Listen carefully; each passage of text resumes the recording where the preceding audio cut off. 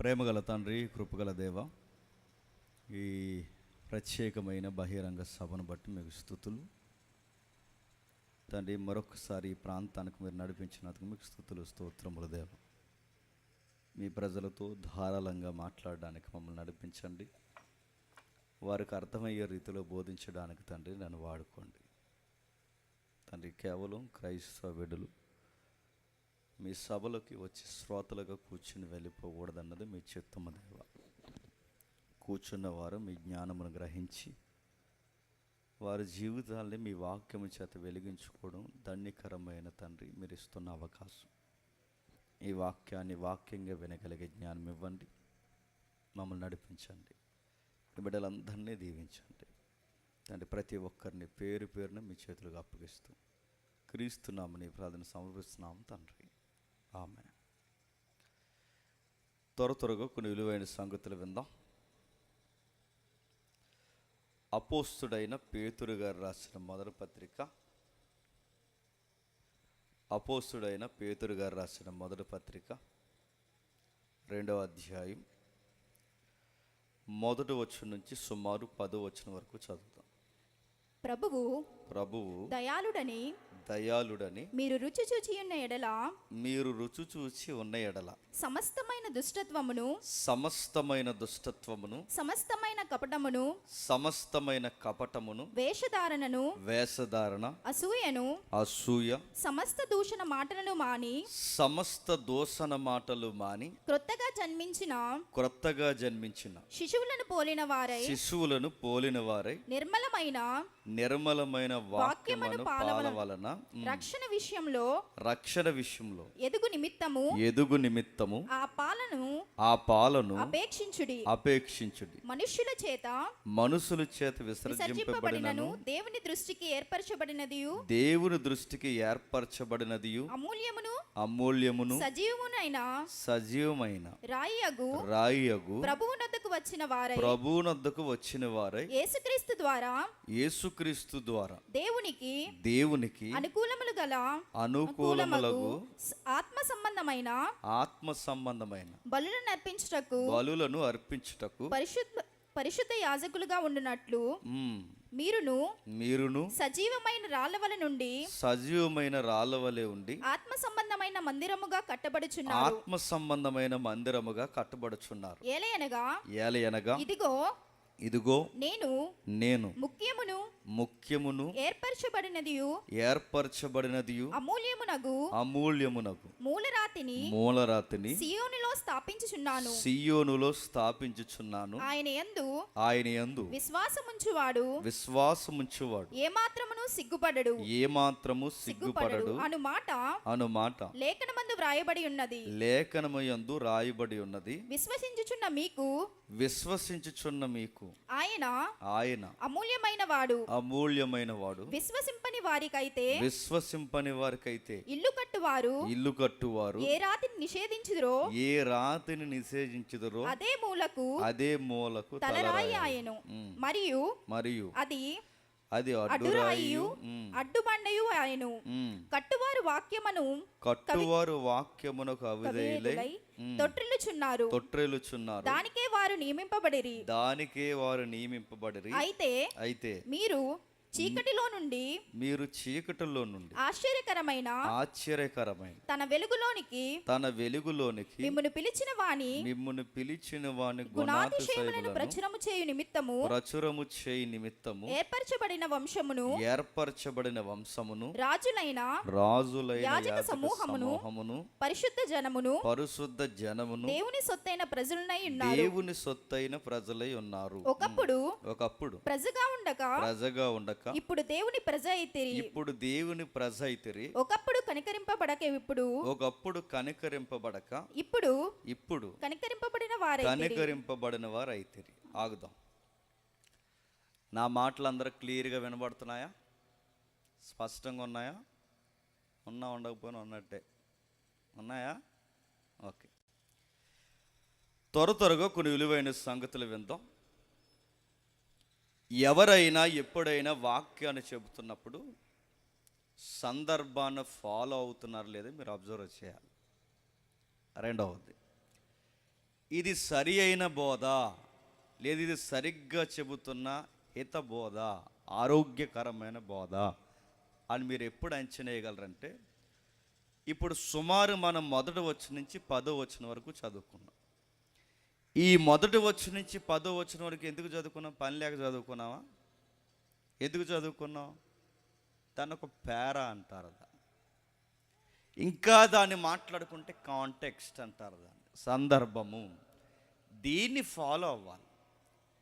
ఇది ఫాలో అవుతున్నప్పుడు మీరు జాగ్రత్తగా అబ్జర్వ్ చేస్తే ఈ సందర్భాన్ని, దీన్ని అర్థం చేసుకోవడానికి దీనికి సపోర్ట్గా మిగిలిన వాక్య భాగాలు మనం సహకారం తీసుకోవాలి. దీన్ని రైట్ టీచింగ్ అంటారు.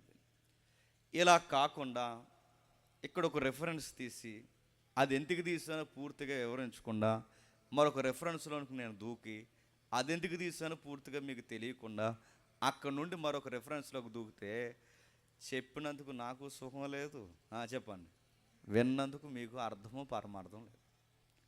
నేను అడుగుతున్నాను, క్రైస్తవ వేదికలు అంటే వాక్యాన్ని అర్థం చేసుకోవాలి.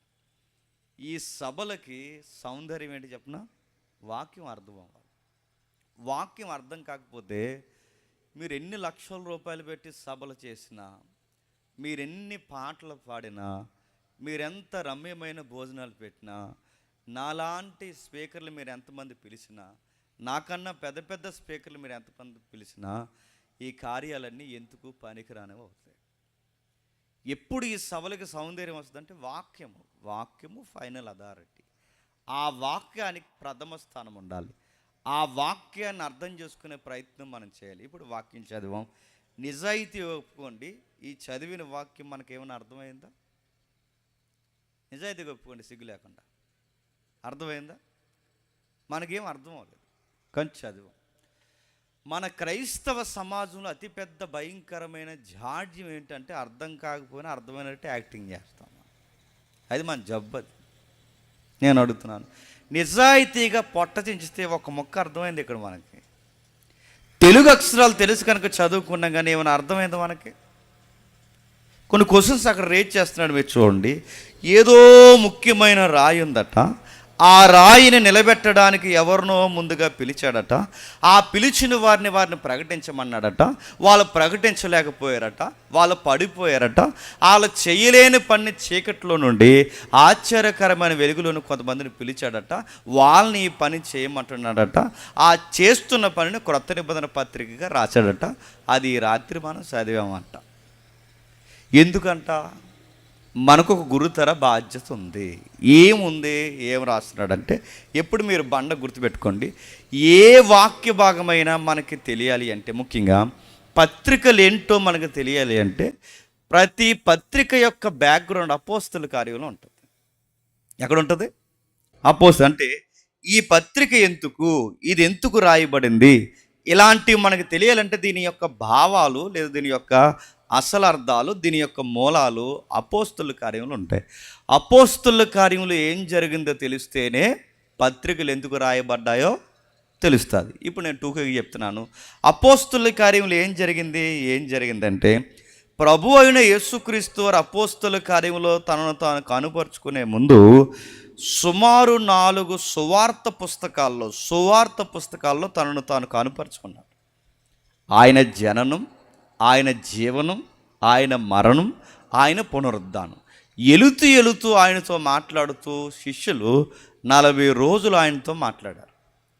ఈ 40 రోజులు ఆయనతో మాట్లాడినప్పుడు ఆయన వెళుతూ ఏమన్నాడంటే, మీరేం టెన్షన్ అవ్వకండి, కలవరపడకండి, మీకు ఒక గురుతర బాధ్యత చెప్తున్నాను అన్నాడు. ఏంటా బాధ్యత అంటే, మీరు సర్వలోకానికి వెళ్ళి సర్వ సృష్టికి సువార్త చెప్పండి. అంటే శిష్యులు ఈక్వల్ టు క్రిస్టియన్స్. గుర్తుపెట్టుకోండి, ఈ క్రైస్తవులకి దేవుడు మనకు అప్పగించిన బాధ్యత ఏంటంటే సువార్త చెప్పాలి. ఈ సువార్త ఎక్కడ చెప్పాలి? సర్వలోకానికి చెప్పాలి. మీ ఇలాకాలో మీరుంటే మీ ఇలాకా అంతా చెప్పాలి. మీ పరిసర ప్రాంతాలు మీరు ఉద్యోగాలు చేస్తే మీ ఉద్యోగాల్లో చెప్పాలి. మీరు ఎక్కడ జీవనం చేస్తుంటే అక్కడ సువార్త చెప్పాలి. మీ మేరకు మించి మీరు సువార్త చెబుతూ ఉండాలి. ఇది మన బాధ్యత. ఇది ఎవరు చెప్పారంటే ప్రభు అయిన యేసుక్రీస్తు వారు శిష్యులకు చెప్పారు. ఈ శిష్యులకి సువార్త చెప్పన్నప్పుడు ఆయన కేవలం చెప్పండి వెళ్ళి మీకు నచ్చిన కదా అని అనుకుండా ప్రభు అయిన యేసుక్రీస్తు వారు ఏం చేశారంటే నేను చెప్పే వరకు మీరు చెప్పొద్దు అన్నాడు. అంటే మీరు చెప్పే వరకు మేము ఎందుకు చెప్పొద్దు ప్రభు అంటే కనిపెట్టండి అన్నాడు. దేనికోసం కనిపెట్టండి ప్రభు అని అడిగితే పరిశుద్ధాత్ముడు మీ మీదకి వచ్చేంత వరకు కనిపెట్టండి. ఏంటి పరిశుద్ధాత్ముడు అంటే వాగ్దానం అన్నాడు. ఏంటది? వాగ్దానం. బైబిల్ ప్రకారం రైట్ వాగ్దానం ఏంటి చెప్పనా? పరిశుద్ధాత్మను పొందుకోవడం. ఇప్పుడు బాగానండి, బైబిల్ ప్రకారం వాగ్దానం అనగానే విల్లు, వాకిలి, పిల్లలు, గొడ్డు, గోద, సమాధులు, దొడ్డు, ఇది కాదు వాగ్దానం. గుర్తుపెట్టుకోండి. వాగ్దానం అంటే ఏంటంటే గుర్తుపెట్టుకోండి, మీకు ఉద్యోగం వస్తుంది, మీకు పెళ్ళి అవుతుంది, మీకు చక్కటి బంతులాంటి పిల్లలు పడుతుంది, ఈ వాగ్దానాలు కాదు. ఇది మీ ట్రాన్స్ అంతే. వాగ్దానం అంటే బైబిల్ సెన్స్లో బిబ్లికల్ వేలేంటి తెలుసా? పరిశుద్ధాత్మని పొందుకోవడం. ఆ వాగ్దానం మీ మీదకి వచ్చేంతవరకు కనిపెట్టండి. ఎక్కడ కనిపెట్టాలి? యెరూషలేములో కనిపెట్టండి. ఆ యెరూషలేములో ఎప్పుడైతే కనిపెడుతున్నారో సుమారు కొన్ని రోజులు పదులు రోజులు కనిపెడుతుంటే వాళ్ళు కనిపెడుతుండగా సరిగ్గా అదే టైంలో ఒక జాతీయ పండుగ వచ్చింది. మర్చిపోకండి, పేతురు పత్రిక వెనకాల ఏం జరిగిందో చూస్తున్నాం. ఓకే, ఎప్పుడైతే ఈ జాతీయ పండుగ వచ్చిందో ఆ జాతీయ పండుగ ఎందుకు వచ్చిందంటే పాత నిబంధనలో పండుగలు ఉంటాయి తెలుసుగా, సుమారు 7 పండుగలు. గుడారాల పండుగ, పస్కా పండుగ, పెంతెకొస్తు పండుగ, ఇంకా మనం మాట్లాడుకుంటే బోర్ల పండుగ, ఇవన్నీ ఉంటాయిగా. ఈ పండుగలు సుమారు 7 పండుగలు. ఈ 7 పండుగల్లో ఒక పండుగ పెంతెకొస్తు పండుగ. 2 వారాల క్రితం జరిగింది మొన్న. అయితే ఈ పెంతెకొస్తు పండుగ ఏదైతే ఉందో ఇది పాత నిబంధన గ్రంథం నుంచి పెంతెకొస్తు పండుగ జరుగుతుంది వాళ్ళకి, యూదులకి, ఇశ్రాయేలుకి. ఈ పెంతెకొస్తు దినాన్న సరిగ్గా 20 లక్షల మంది యెరూషలేముకి వచ్చారు. ఎంతమంది? 20 లక్షల మంది యెరూషలేముకి ఎందుకు వచ్చారంటే పండగ ఆచరించడానికి వచ్చారు. ఎక్కడెక్కడ నుంచి వచ్చారంటే ఎక్కడెక్కడి నుంచో ఇతరితర దేశాల నుంచి వచ్చారు. ఇతరితర దేశాల నుంచి వచ్చింది ఎవరై అంటే ఇశ్రాయేలీలే. ఇతరితర దేశాల నుంచి వచ్చింది ఎవరంటే యూదులే. యూదులు ఇతర దేశాల నుంచి రావడం ఏంటి? ఇజ్రాయెల్ దేశం నుంచి రావాలిగా. ఇతర దేశాల నుంచి ఎందుకు వచ్చారంటే వీళ్ళ మాట వినకపోయేసరికి దేవుడు 4 మొట్టికాయలు వేసి తరిమేశాడు. గుర్తుపెట్టుకోండి, దేవుడు దీవుల్ని ఇస్తాడు, దేవుడు సమృద్ధిని ఇస్తాడు, దేవుడు ఆస్తుల్ని ఇస్తాడు, దేవుడు పిల్లల్ని ఇస్తాడు, దేవుడు ఆరోగ్యం ఇస్తాడు. ఆ దేవుడినే మర్చిపోయి మన సుఖాలు మరిగితే మొట్టికాయలు వేసి తరిమేస్తాడు. మళ్ళీ గుర్తుపెట్టుకోండి, నేను సీరియస్గా చెప్తున్నాను. ఈ ఇడేవాడు ఎలా చెప్తున్నాను అనుకుంటే మీరు ఏమనుకున్నా పర్లేదు, నేను ప్రాక్టికల్గా ఉన్న విషయాలు మాట్లాడుతున్నాను. మీరు మళ్ళీ జాగ్రత్తగా వినండి.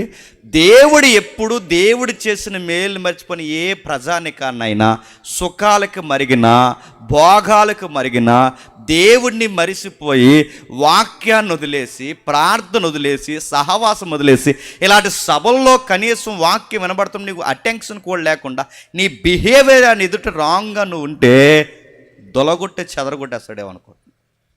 ఇశ్రాయేలు కూడా ఎలాంటి వాళ్ళంటే కడుపు నిండితే ఒకలా ఉండేవారు, కడుపు నిండకపోతే ఒకలా ఉండేవారు. అందితే జుట్టు, అందకపోతే కాళ్ళు, కలిసి వస్తే ఒకలాగా, కలిసి రాకపోతే ఒకలాగా. ఇలా చూశాడు. ఏం చేశాడు? వాళ్ళకి బుద్ధి చెప్పాడు. ఎలా బుద్ధి చెప్పాడు? దేవుడు బుద్ధి ఎలా చెప్తాడు? ఆకాశం నుంచి ఒక చెయ్యొచ్చి ఏంట్రా పనులు అంటాడా? ఇప్పుడు నువ్వు నేను తప్పు చేస్తే ఆకాశం నుంచి ఒక చెయ్యొచ్చి ఏంటమ్మా పనులు అని అంటాదా? చెయ్యొచ్చి అలా అనడు. ఎలా బుద్ధి చెప్తాడంటే మీరు గుర్తుపెట్టుకోండి, పక్కనున్న బలవంతుని లేపుతాడు. ఎవడో ఒక వ్యతిరేకత నీకు లెగిస్తుంది. ఆ వ్యతిరేకత ఏం లెగిస్తుంది? ఇశ్రాయేలుకి బుద్ధి చెప్పడానికి దేవుడు లేపిన వ్యతిరేకత ఏంటంటే అస్సూరియన్స్, మెడోపెర్షియన్స్, వాళ్ళకి ముందు బాబిలోనియన్స్, ఆ తర్వాత గ్రీకులు, రోమన్స్, ఇలాంటి సామ్రాజ్యాన్ని లేపి దొలగొట్టి చెదరగొట్టేశాడు. అంటే వీళ్ళకి ఇజ్రాయెల్ దేశం ఇచ్చి, వాగ్దాన భూభాగం ఇచ్చి, వీళ్ళ కడుపు నిండా అన్నం పెట్టి, వీళ్ళకి సుఖాలు ఇచ్చి, ఇల్లులు ఇచ్చి, వాకిళ్ళు ఇచ్చి, పిల్లల్ని ఇచ్చి, పంట ఇచ్చి, అన్నీ ఇస్తే ఇచ్చినోడిని మర్చిపోతే ఏం చేస్తాడండి? చెదరగొట్టాడు. ఈ చెదిరిపోయిన వాళ్ళు ఏమారంటే ప్రపంచ దేశాలకు చెదిరిపోయారు. ఈ ప్రపంచ దేశాలకు చెదిరిపోయిన వాళ్ళకి మళ్ళీ వీళ్ళకి బుద్ధి జ్ఞానం వచ్చి ఎక్కడికి పోయిన వీళ్ళకి ఒక అలవాటు ఉంటుంది, పాత నిబంధన ధర్మశాస్త్రం చదువుకుంటారు. ఈ ధర్మశాస్త్రం చదువుకున్న వీళ్ళు ఏం చేశారంటే పండగ టయానికి ఖచ్చితంగా యెరూషలేముకి వస్తారు. ఈ పండగ టయానికి ఎప్పుడైతే యెరూషలేముకి వస్తున్నారో సరిగ్గా పండగల్లో 7 పండుగల్లో ఒక పండగ ఈ పెంతెకొస్తు పండుగ. ఈ పెంతెకొస్తు పండుగ జరుగుతున్న టైంలో సరిగ్గా ఈ పెంతెకొస్తు పండుగ జరుగుతుండగా 20 లక్షల మంది వచ్చారు. వీళ్ళు అక్కడి నుంచి ఇక్కడ తిరిగి వచ్చే సమయానికి ఎప్పుడు చదిరిపోరు? ఎప్పుడు దానియేలు కాలము, ఎప్పుడు నెబుకద్నెజరు కాలము, ఎప్పుడు అస్సూరియన్స్ కాలము, ఎప్పుడు ఎస్తేరమ్మ మాదీయ పారసికుల కాలము, అప్పుడు చెదిరిపోయిన ఇశ్రాయేలు మళ్ళీ తిరిగి ఈ పెంతెకొస్తు పండుగ వచ్చే సమయానికి వాళ్ళ భాష మారిపోయింది. ఇప్పుడు మనం ఉన్నామండి, మీరే ఫారెన్ వెళ్ళిపోయారు అనుకోండి, అక్కడ ఉన్న ఎవరినో మీరు పెళ్లి చేసుకున్నారనుకోండి, ఆమె ఫారినర్ అనుకోండి, ఆమెకి మీకు ఒక యాంగ్లో ఇండియన్ పుడతారు, లేదా యాంగ్లో అమెరికన్ పుడతారు, ఎవడో పుడతారు కదండి. ఆ పుట్టినోడికి కోనసీమ భాష వస్తుంది వాడికి. నేను అడుగుతున్నాడు, వాళ్ళ లాంగ్వేజ్ అక్కడ ఉంటుంది, అది మిక్స్డ్గా ఉంటాడు వాడు, ఎందుకంటే మిక్స్ అయ్యాం కనుక. ఆ ఎలా అవుతుందో ఈ మిక్స్డ్ లాంగ్వేజ్ ఎలా వస్తాడు, రాను ఏమవుతాడు, తెలుగు మర్చిపోతాడు, ఒరిజినాలిటీ నైటివిటీ మర్చిపోతాడు, ఇంకా ఏముందంటే మన కల్చర్ మర్చిపోతాడు. ఇవన్నీ ఎప్పుడైతే మర్చిపోతామో గుర్తుపెట్టుకోండి, కొత్త జనరేషన్ వస్తుంది, ఒరిజినల్ భాష మర్చిపోతారు, వాళ్ళు పెరిగిన వాతావరణ సంస్కృతి వాళ్ళకి అలవాటు అయిపోద్ది. అలాగే ఇశ్రాయేల్లో కూడా ఒరిజినల్ వాళ్ళ మదర్ టంగ్ ఏంటి, వాళ్ళ మాతృభాష ఏంటి, ఎబ్రీ. ఆ మాతృభాష మర్చిపోయారు. ఆ మాతృభాష ఎప్పుడైతే మర్చిపోయారో ఎక్కడెక్కడో చెదిరిపోయిన వాళ్ళు ఆయా భాషలకు అలవాటు పడిపోతే ఆ భాషలకు అలవాటు పడిపోయిన తిరిగి వచ్చి యెరూషలేంకి వచ్చారు. సరిగ్గా ఈ టయానికి ఈ 20 లక్షల మంది ఈ కింద కూడుకొని ఉండగా 120 మంది మేడ మీద ఉన్నారు. ఈ 120 మంది ఎవరు, యేసుప్రభుని వెంబడిస్తున్న వాళ్ళు. ఈ 20 లక్షల మంది ఎవరు, ధర్మశాస్త్రాన్ని వెంబడిస్తున్న వాళ్ళు. వీళ్ళ ధర్మశాస్త్రాన్ని వెంబడించే వాళ్ళు పాత నిబంధన, వీళ్ళేమో యేసుప్రభుని వెంబడించే వాళ్ళు. ఈ 120 మంది పైన ఉంటే సరిగ్గా యేసుప్రభు చెప్పిన వాగ్దానం వాళ్ళ మీదకి దిగింది. ఏంటా వాగ్దానం అంటే పరిశుద్ధాత్ముడు. ఎవరు, పరిశుద్ధాత్మ. ఎప్పుడైతే పరిశుద్ధాత్ముడు వాళ్ళ మీదకి దిగాడో ఆ వాగ్దానం దిగిన తర్వాత ప్రభు అన్నాడు, మీరు శక్తి నొందుతారు అన్నాడు. అంటే సువార్త చెప్పాలంటే ఏముండాలి చెప్పండి, శక్తి ఉండాలి. నడుతున్నాను, పరిశుద్ధాత్మడు శక్తి ఉంటేనే ఉన్నది ఉన్నట్టు సువార్త చెబుతారు. నేను మళ్ళీ చెప్తాను వినండి, పరిశుద్ధాత్మడు శక్తి అంటే ఏంటి, టచ్ అంటవా, నడుతున్నాను. పరిశుద్ధాత్మడు శక్తి అంటే ఏంటి, ఊదడమా, తలకాయలు ధైర్యం. ఈ మధ్య కొన్ని క్రైస్తవ సభల్లో పరిశుద్ధాత్ముడి శక్తి అంటే ఏంటి, కచ్చిపులా, పరిశుద్ధాత్ముడి శక్తి అంటే ఏంటి అడుగుతున్నాను. ఇలాంటి క్లాతులు అమ్మడమా, ఇలాంటిది కొనుక్కుందో ముసలిది, జ్వరం వచ్చిన హాస్పిటల్కి వెళ్తావు, దగ్గు వచ్చిన హాస్పిటల్కి వెళ్తావు, జబ్బు వచ్చిన హాస్పిటల్కి వెళ్తావు, ఏం వచ్చిన హాస్పిటల్కి వెళ్తా ఆ కచ్చిపే ముఖం మీద వేసుకుంటుందంట.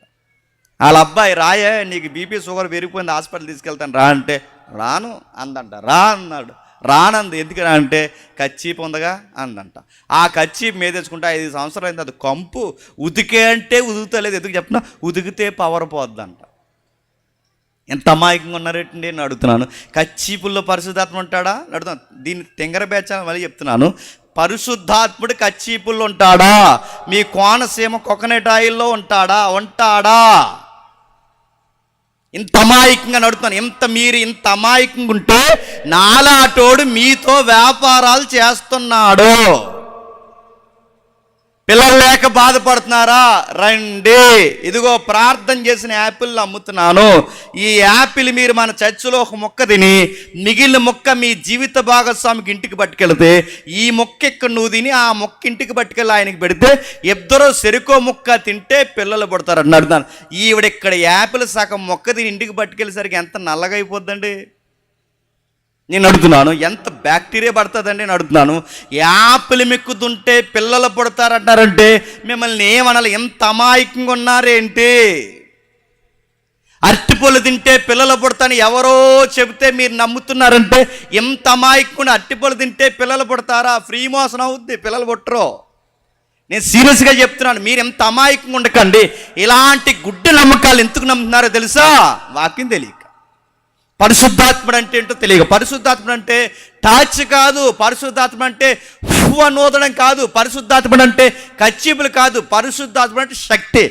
ఏమి శక్తి అంటే ఆ పరిశుద్ధాత్ముడు ఎవరి మీద అయితే ఉంటాడో వాళ్ళకి ధైర్యం ఎక్కువ ఉంటుంది. ఆ ధైర్యం కలిగిన వారు దమ్మున్న సువార్త చెబుతారు.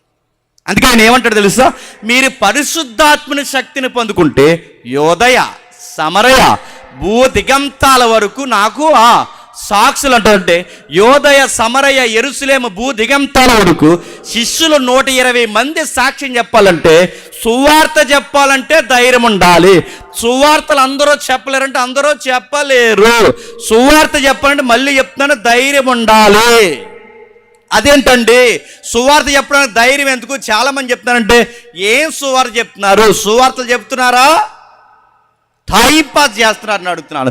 సూతులు చెప్తున్నారు, ఇంకా చెప్పిన వాక్యాలు మానేసి సామెతలు చెప్తున్నారు, ఇంకా నేను చెప్తున్నా టైం పాస్ ఎగ్జాంపుల్ చెప్తున్నారు, ఇంకా నేను చెప్పిన ఆరాధన 2 గంటలు చేస్తున్నారు, ఇంకా నేను చెప్పిన డొల్లు సాక్ష్యాలు చెప్తున్నారు, ఇంకా నేను చెప్పిన బయటికి లేనిపోయిన అద్భుతాల పేరు మీద సాక్ష్యాల పేరు మీద సభ టైం అంతా వేసేది 2-3 గంటలు వర్షిప్ అంటున్నారు తప్ప వాక్యాన్ని ఉన్నట్టు చెప్తున్నారు. ఎప్పుడు గుర్తుపెట్టుకోండి, ఉన్నట్టు వాక్యాన్ని చెప్తే లోకానికి మనకి పడదు.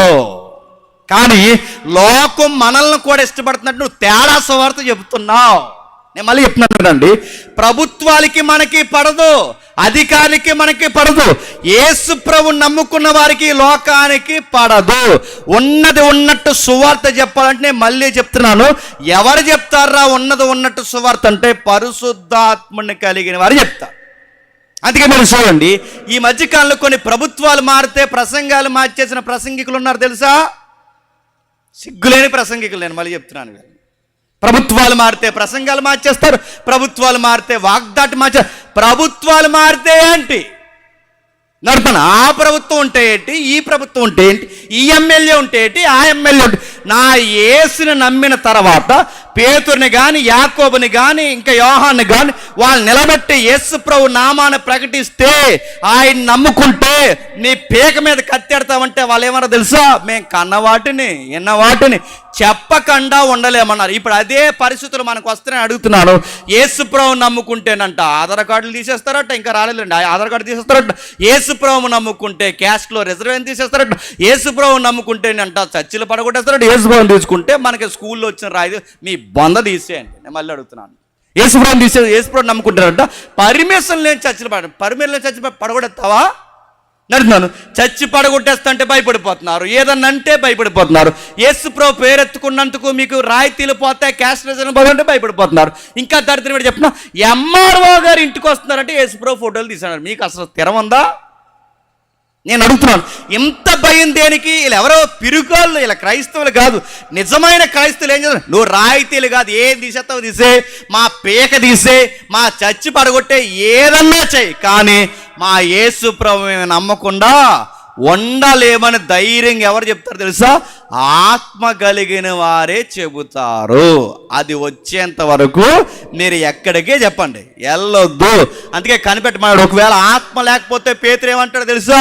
ఒక అమ్మాయి వచ్చాడు, నువ్వు కూడా నజరుడనితో పాటు తిరిగావంట. ఆ పేతురు ఏమన్నాడు? అసలు ఆయన ఎవరో నాకు తెలియదు అన్నాడు. యేసు ప్రభువుని పట్టుకుంటే చెట్టుకొకరు పుట్టుకొకరు పారిపోయారు లేదా? ఇలా పిరికిగా పారిపోకుండా ఉండాలి అంటే వీళ్ళకి ధైర్యం కలిగిన ఆత్మ ఉండాలి. ఆ ఆత్మ వచ్చేంత వరకు వీళ్ళు సువార్త చెప్పడానికి ఎక్కడికి చెప్పండి వెళ్ళకూడదు. అందుకే శక్తి నొందుతారంటే ధైర్యం వస్తుంది. ఆ శక్తి దేనికంటే సువార్త కొరకు సాక్ష్యం చెప్పడానికి. అప్పటి వరకు వాళ్ళు కనిపెట్టారు. అన్నట్టుగానే పరిశుద్ధాత్ముడు వాళ్ళ మీదకి వచ్చాడు. ఎవరి మీదకి?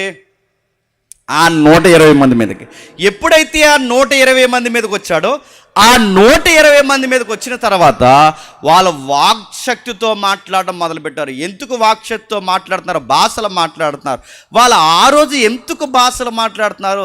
ఆ వరాన్ని పరిశుద్ధాత్ముడు ఎందుకు ఇచ్చాడంటే, వీళ్ళు ఆయా ప్రాంతాలకు పోయిన తర్వాత వీళ్ళ భాష మారిపోయిందిగా. ఎవరిది? ఇశ్రాయేలుది. ఆయా ప్రాంతాల పోయికి వీళ్ళ భాష మారిపోయింది కనుక ఇప్పుడు వీళ్ళకి సువార్త అందాలంటే వీళ్ళకి ఈ భాష రాదు. ఎవరైతే ఉన్నారో ఆ 120 మంది పెద్ద పీజీ క్యాండిడేట్లలో చదువుకున్నారా? వాళ్ళ బహువిద్య వాళ్ళకి తెలుసా? వాళ్ళకి థియలాజికల్ నాలెడ్జ్ కానీ బిబ్లికల్ నాలెడ్జ్ కానీ అంత డెప్త్ ఉందా? లేదు. వాళ్ళంత చదువు లేని పామర్లు కనుక, క్షమించండి పండితులు కారు కనుక ఇప్పుడు వాళ్ళ సువార్త చెప్పంటే వాళ్ళకి లాంగ్వేజ్ మీద టంగ్స్ మీద అంత గ్రిప్ లేదు వాళ్ళకి. ఇప్పుడు వాళ్ళకి ఆ భాషావరం రావాలి అంటే ఎవరు రావాలి చెప్పండి? పరిశుద్ధాత్మ. అందుకు పరిశుద్ధాత్ముడు వాళ్ళ మీదకి వస్తే, ఆ పరిశుద్ధాత్ముడు వచ్చిన తర్వాత వాళ్ళందరూ కలిసి ఆ భాషల వరంతో ఏం చెప్పారు చెప్పండి? సువార్త చెప్పారు. ఇప్పుడు చెప్పండి, భాషల వారము అంటే ఏ భాషలు? ఈ అర్థం కాని భాషలు కాదు. భాష అంటే ఎవరి భాష ఎవరికి అర్థం అవుద్దో ఆ భాష ఆ రోజు అపోస్తులు మాట్లాడితే ఆ భాషలో నుంచి సువార్త అందించారు. ఇప్పుడు చెప్పండి, ఆ రోజు పరిశుద్ధాత్ముడి శక్తి, పరిశుద్ధాత్ముడి వరము, పరిశుద్ధాత్ముడి కార్యాలు దేనికంటే మెజారిటీ సువార్తను హైలైట్ చేయడానికే. ప్రభు అయిన యేసుక్రీస్తు వారిని ఎత్తి ఆకాశం అంత ఎత్తి ఆయన మహిమపరచడానికే పరిశుద్ధాత్ముడి కార్యాలు. అంతేగాని పరిశుద్ధాత్ముడి కార్యాలు అనగానే లేగు కుమారుడా నీ బండి నెంబర్ చివరిలో 4 ఉంటుంది కదంటే తింగరుడు అన్నట మీకెళ్ళి తెలిసింది అన్నట ఈడు. నేను అవుతున్నాను, బండి నెంబర్ చివరి 4 అని పరిశుద్ధాత్ముడు చెప్తాడా? బండి నెంబర్ చివరి అంట 4 ఉందంట, మీకెలా తెలిసిందంటే ఈడు అన్నాడట. అదే కాదు ఇంకా నాకు చాలా తెలుసు అన్నాడట. రాత్రులు మీ ఇంటికి దయ్యం వస్తుంది కదా అన్నాడు. చూసారా వీడియో? అది రాత్రులు మీ ఇంటికి దయ్యం వస్తుంది అంటే వస్తుంది, అది నేను ఏం చేస్తుందో నాకు తెలుసులే అన్నాడట. అవునండి ఏదో చేస్తుంది అంటున్నాడు ఆడు. నా మాటలు అర్థమవుతుంది. ఇంత తింగరోలేటండి. మరో మాట చెప్పిన ఆవిడకి అన్ని అలాంటి సాక్ష్యాలు, ఈ లైవ్ వెళ్తే వెళ్ళనియండి, ఎడితే అని నేను నిజం చెప్తున్నాను. అంతకుముందు ఒక తెంగర సాక్ష్యం చెప్తుంది, మళ్ళీ ఇప్పుడు తెంగర సాక్ష్యం చెప్తుంది. ఈవిడట ఎలా జ్యూసులు చేయాలో తెలియలేదట. ఆ జ్యూస్ ఎలా తీయాలో తెలియకపోతే ఆ కాయ ఈ కాయ అన్ని కాయలు వేసి అందులో వేసిందట. ఆ కాయలన్నీ మిక్సీ కొట్టిందట. యేసు ప్రభువా నాకు జ్యూస్ సైడ్ నేర్పించి ప్రభు అని, కానీ ఇది ఒక కొత్త జ్యూస్ అయిపోయిందట. ఇలాంటి కెమెరామ్యాన్ తాగాడట గ్లాసు. ఆ గ్లాస్ తాగితే ఆ కెమెరామ్యాన్ అన్నాడట, ఎంత బాగా చేసావు, ఎలా చేసావు, ఆ ఎసెన్స్ ఏంటో నాకు చెప్పు, నేను జ్యూస్ కొట్టి పెట్టుకుంటా అన్నాడు. అంటే అతను ఈ గొప్ప అద్భుతాన్ని ఎవరు చేయించారట? నేను అడుగుతున్నాను. పరిశుద్ధాత్ముడి శక్తి అంటే జ్యూసులు చేయించడం, పరిశుద్ధాత్ముడి శక్తి అంటే బండికి చివరి నెంబర్ చెప్పడం. మీరు ఎంత గొర్రెల్లా ఉండకండి, నేను మళ్ళీ చెప్తున్నాను. నేను ఇంత అమాయకంగా ఉంటే మోసం చేస్తారు. పరిశుద్ధాత్ముడి శక్తి అంటే జ్యూస్ చేయించడం, నెంబర్లు చెప్పడం కాదు. పరిశుద్ధాత్ముడి శక్తి ఉంటే సువార్త చెప్తారు, వాక్యం చెప్తారు, దేవుడిని గురించి గొప్ప చేస్తారు, దేవుణ్ణి మనుషుల్ని అనుసంధానం చేస్తారు. ఇది సువార్త, ఇది పరిశుద్ధాత్ముడి శక్తి. ఈ పరిశుద్ధాత్ముడి శక్తితో ఎప్పుడైతే వాక్యాలు వాళ్ళు మాట్లాడుతున్నారో, సువార్త ఎప్పుడైతే మాట్లాడారో, ఆ సువార్త ప్రసంగానికి వాళ్ళందరూ వింటుండగా అందరికి అర్థమవుతున్నాయి, కానీ స్థానికులకు అర్థం అవ్వట్లేదు. ఎప్పుడైతే స్థానికులకు అర్థం కాలేదో, ఈ అర్థం కాని బ్యాచ్ ఎప్పుడు ఏం చేస్తారంటే అపార్థం చేసుకుంటారు. ఏమన్నారంటే, అరే లేదో మద్యం తాగేశారా అన్నారు. వీళ్ళు మద్యమేమి తాగలేదు, వీళ్ళ ఆత్మచేత నింపబడ్డారు. ఆ భాష మీకు అర్థం కాకపోయేసరికి మద్యం అంటున్నారు. వాళ్ళు మాట్లాడుతున్నది ఏంటంటే సువార్త. వాళ్ళు చెబుతున్న నేను చెప్తాను. ఒక వ్యక్తి లేచి మాట్లాడు, ఆ వ్యక్తి పేరే పేతురు గారు. ఆ పేతురు గారు ఎప్పుడైతే లేచి మాట్లాడు, ఆయన మాట్లాడిన సువార్త ఇదిగో, మీరు ద్వేషించి సిలువ వేసిన యేసునే దేవుడు రక్షకుడిగా నియమించాడు. మీరు సిలువ వేసిన క్రీస్తుని దేవుడు 3వ దినాన్ని తిరిగి లేపాడు.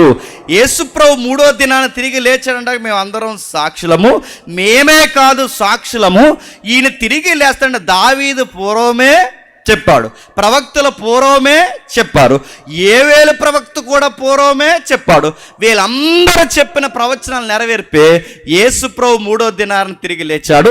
మీరు సిలువ వేసిన యేసు కేవలం మనుష్యుడు కాదు, ఆయన సాక్షాత్తు దేవుడు. ఆయన తిరిగి లేచాడు. ఈ సువార్త నమ్ముటకు అందరికీ ఆధారమై ఉంది. ఇది మీరు నమ్మాలి. మీరు మహాపాపం చేశారని చంపనగానే వెంటనే పొడవబడి వీళ్ళు ఏమన్నారంటే, అయితే మేము చాలా తప్పు చేసి ఇప్పుడు మమ్మల్ని ఏం చేయమంటావని అడిగితే, అప్పుడు పేతురు గారు యేసు నామమున చెప్పండి బాప్టిజం తీసుకున్నాను. అలా బాప్టిజం తీసుకున్నవారు 3000 మంది. ఎంత? 3000 మంది. ఈ 3000 మంది బాప్టిజం తీసుకుంటే ఈ 3000 మేడ మీద ఎంత చెప్పండి? 120. ఈ 120 3000 మంది బాప్టిజం తీసుకుంటే 3120 మంది బాప్టిజం తీసుకున్న తర్వాత అధికారికంగా సంఘం ప్రారంభమయ్యింది. అంటే క్రీస్తు శకం 33లో అధికారికంగా సంఘం ప్రారంభమైతే 3000 4000 అయ్యారు, 4000 5000 అయ్యారు, 5000 సంఖ్య పెరుగుతుంది. ఇలా జనాభా సంఖ్య పెరిగేసరికి ఎక్కడ మంది ఎక్కువైతే అక్కడ గొడవలు వచ్చేస్తాయి. అలా గొడవలు వస్తున్నాయి సంఘం. మర్చిపోకండి, పేతురు పత్రిక ఎదుగు రాదని చెప్తున్నాను.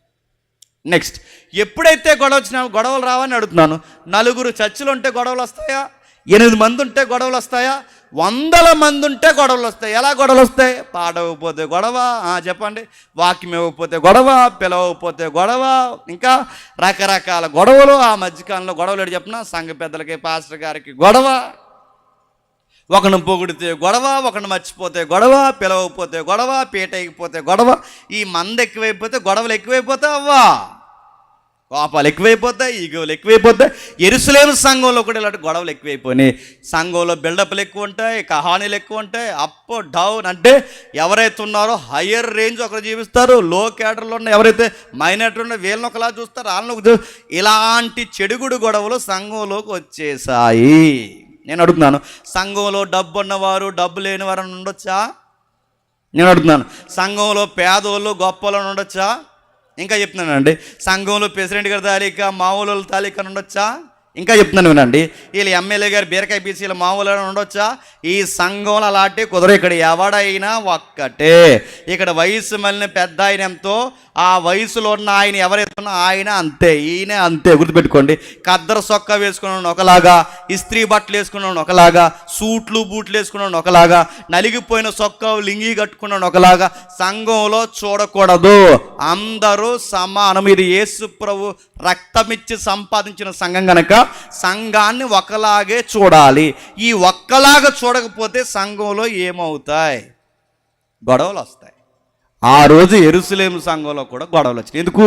తారతమ్యాలు వచ్చాట. ఏటా తారతమ్యాలు అంటే, అరే ఇలా గ్రీకులు రా, మన ఎబ్రియలు రా, అరే వీళ్ళు ఎదవరాండ్రురా, వీళ్ళ మోతుబారు తాలికరా, వీళ్ళ పలానారా, వీళ్ళ పలానారా, ఇలా హెచ్చు తగ్గులుంటే గొడవలు రావా? ఎప్పుడైతే భాషా భేదంతో గొడవలు వచ్చాయి, ఇంకా మీరు చూడండి, ప్రాంతీయ భేదంతో గొడవలు వచ్చాయి, ఇంకా మీరు చూడండి, కుటుంబం ఫ్యామిలీ బ్యాక్గ్రౌండ్ బట్టి గొడవలు వచ్చాయి. ఇలాంటివి సంఘంలో కుదురుతాయా? నేను మళ్ళీ అడుగుతున్నాను, సగానికి సగం గొడవలు ఎలాంటి వాటి వల్లే వస్తాయి? మీకు ఎంత పలుకుబడి ఉన్నా గుమ్మం అవతల తప్ప, సంఘం గుమ్మం అవతల తప్ప, గుమ్మం లోపల అందరూ సమానమే. నువ్వేం పిఎం సీఎం అయినా సమానమే, నువ్వెవడమైనా ఉంటే. సంఘంలో నచ్చినోడికి ఒకలాగా నచ్చినోడికి ఒకలాగా ఉండకూడదు. యెరూషలేము సంఘంలో ఇది వచ్చేసింది. అపోస్తుల దగ్గర ఇలాంటి హెచ్చుతగ్గులు వస్తే గొడవలు వచ్చేసాయి. వెంటనే ఆ గొడవలు చెప్పుకోవడానికి ఎక్కడైనా వస్తే బాగుండు, భోజనాల దగ్గర వచ్చింది. మెజారిటీ గొడవలు ఎక్కడొస్తాయండి? పెళ్ళిళ్ళలోని సంఘాల్లో ఎక్కడొస్తాయి చెప్పండి? భోజనాల దగ్గర వస్తాయి. భోజనాల దగ్గర ఎందుకు గొడవలు వస్తాయంటే, ఆ వడ్డించే వాళ్ళకి తిరం లేకపోతే వస్తాయి.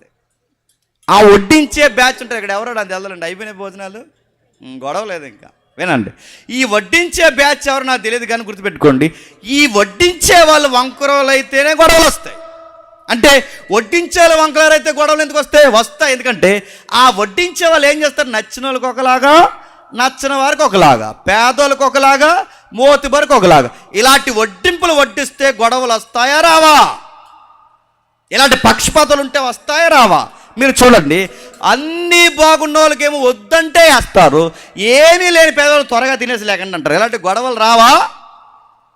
ఇలాంటి విధవరాండ్లు చిన్న చూపు చూస్తే ఆ గొడవ అలా ఇలా చీకి చీకి గాలివానే, అది పెద్ద పెను తుఫానే అపోస్తులు చెవులు పడదు. అయ్యా సంఘంలో గొడవలు వస్తున్నాయి అనగానే, ఎంత గొడవలు వస్తున్నాయో అపోస్తులు సరిగ్గానే ఎంక్వైరీ చేస్తే ఆ ఎంక్వైరీలు వాళ్ళకి తేలింది ఏంటంటే, వడ్డించే వాళ్ళ వలన గొడవలు వస్తున్నాయి అనగానే ఆ టీమును మార్చేశారు అపోస్తులు. అంటే గొడవలు సర్దు మనగాలంటే ఎవరిని మార్చేయాలి? టీమును మార్చేయాలి. ఎప్పుడైతే టీమును మార్చేస్తే గొడవలు తగ్గిపోతాయి అనుకున్నారు, టీం మార్చితే గొడవలు తగ్గవు. నా మాటలు అర్థమవుతున్నాయా? టీమును మార్చేస్తే గొడవలు తగ్గు. టీమునే లేపేశాడు దేవుడు. ఏం చేశాడు? చంపేశాడు. అందులో ఒక టీం మెంబర్ ఎవరో తెలుసా? స్టెఫను. ఆ స్టెఫన్ని దేవుడే చంపించేశాడు. మీరు కావాలంటే చదవండి, స్టెఫన్ని దేవుడే చంపించండి. ఎస్, దేవుడే చంపించాడు. కారణం ఏంటో తెలుసా? స్టెఫన్ని దేవుడు చంపించడానికి కారణాలు, సింహాల బోన్లో దానియేలుని కాపాడిన దేవుడు స్టెఫన్ని రాళ్ళ దెబ్బల నుంచి కాపాడా. ఎందుకు చెప్పండి? స్టెఫను చనిపోవాలి. ఆ స్టెఫను సావుని సంఘం చూడాలి. సంఘం సమాధి చేసి వచ్చింది, ఆ సమాధి ఇంకా ఆరలేదు. ఆ సమాధి ఇంకా ఆరక మునిపే గుప్పుమని వినబడిన వార్త ఏంటంటే, సౌలు అనే వ్యక్తి మీద పడిపోతున్నాడు.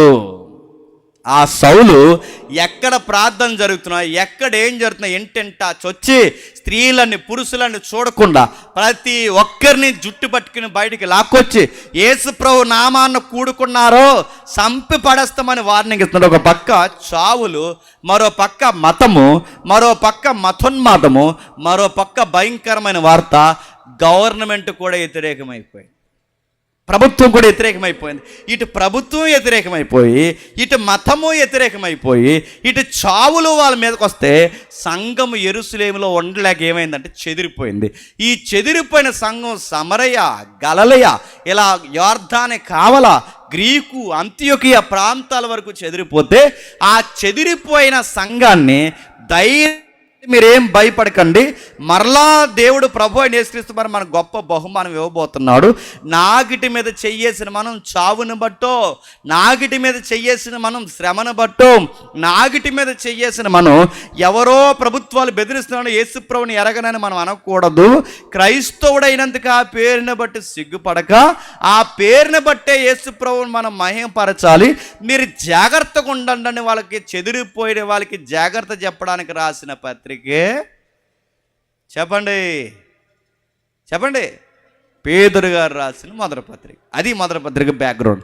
ఇలాంటి పత్రిక ఎంత బ్యాక్గ్రౌండ్తో పేతురు పత్రిక రాసి ఆయన ఏమని మొదలెడుతున్నాడు? ప్రభు దయాళుడని మీరు రుచి చూసి ఉన్న ఎడల సమస్తమైన దుష్టత్వము, సమస్తమైన కపటము, వేషధారణ, అసూయ, సమస్త దూషణ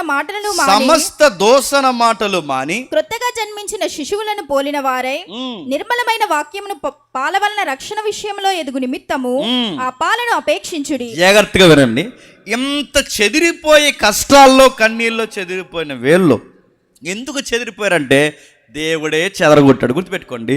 కుదురంగా ఉండి పంటలు పండి బిడ్డలనిచ్చి ఇల్లు వాకిలిస్తే ఎలాగైతే ఇశ్రాయేలు కుదురు లేకపోతే ఇశ్రాయేల్ని ప్రపంచ దేశాలకు చెదరగొట్టాడో సంఘము కూడా అపోస్తుల బోధ యందును సహవాసమందును రొట్టె విరిచేటందును ప్రార్థన చేయటి యందును ఎడతెగ కూడకోమని వాక్యం వినమని సంఘాన్ని చెప్తే సంఘం వాక్యం వినకపోతే సంఘాన్ని కూడా ఏం చేశాడు? చెదరగొట్టాడు. అంటే మాట వినకపోతే ఇశ్రాయేల్ని చెదరగొట్టాడు, మాట వినకపోతే చెప్పండి సంఘాన్ని చెదరగొట్టాడు, మాట వినకపోతే నిన్ను నన్ను కూడా చెదరగొడతాడు. గుర్తుపెట్టు. ఆయన యొక్క ఆయన విధానం అది, ఆయన విధి విధానాలు అవి. మనకి విజన్ మర్చిపోతే ఆయన విధించే శిక్ష ఎలానో ఉంటుంది, చెదరగొడతాడు.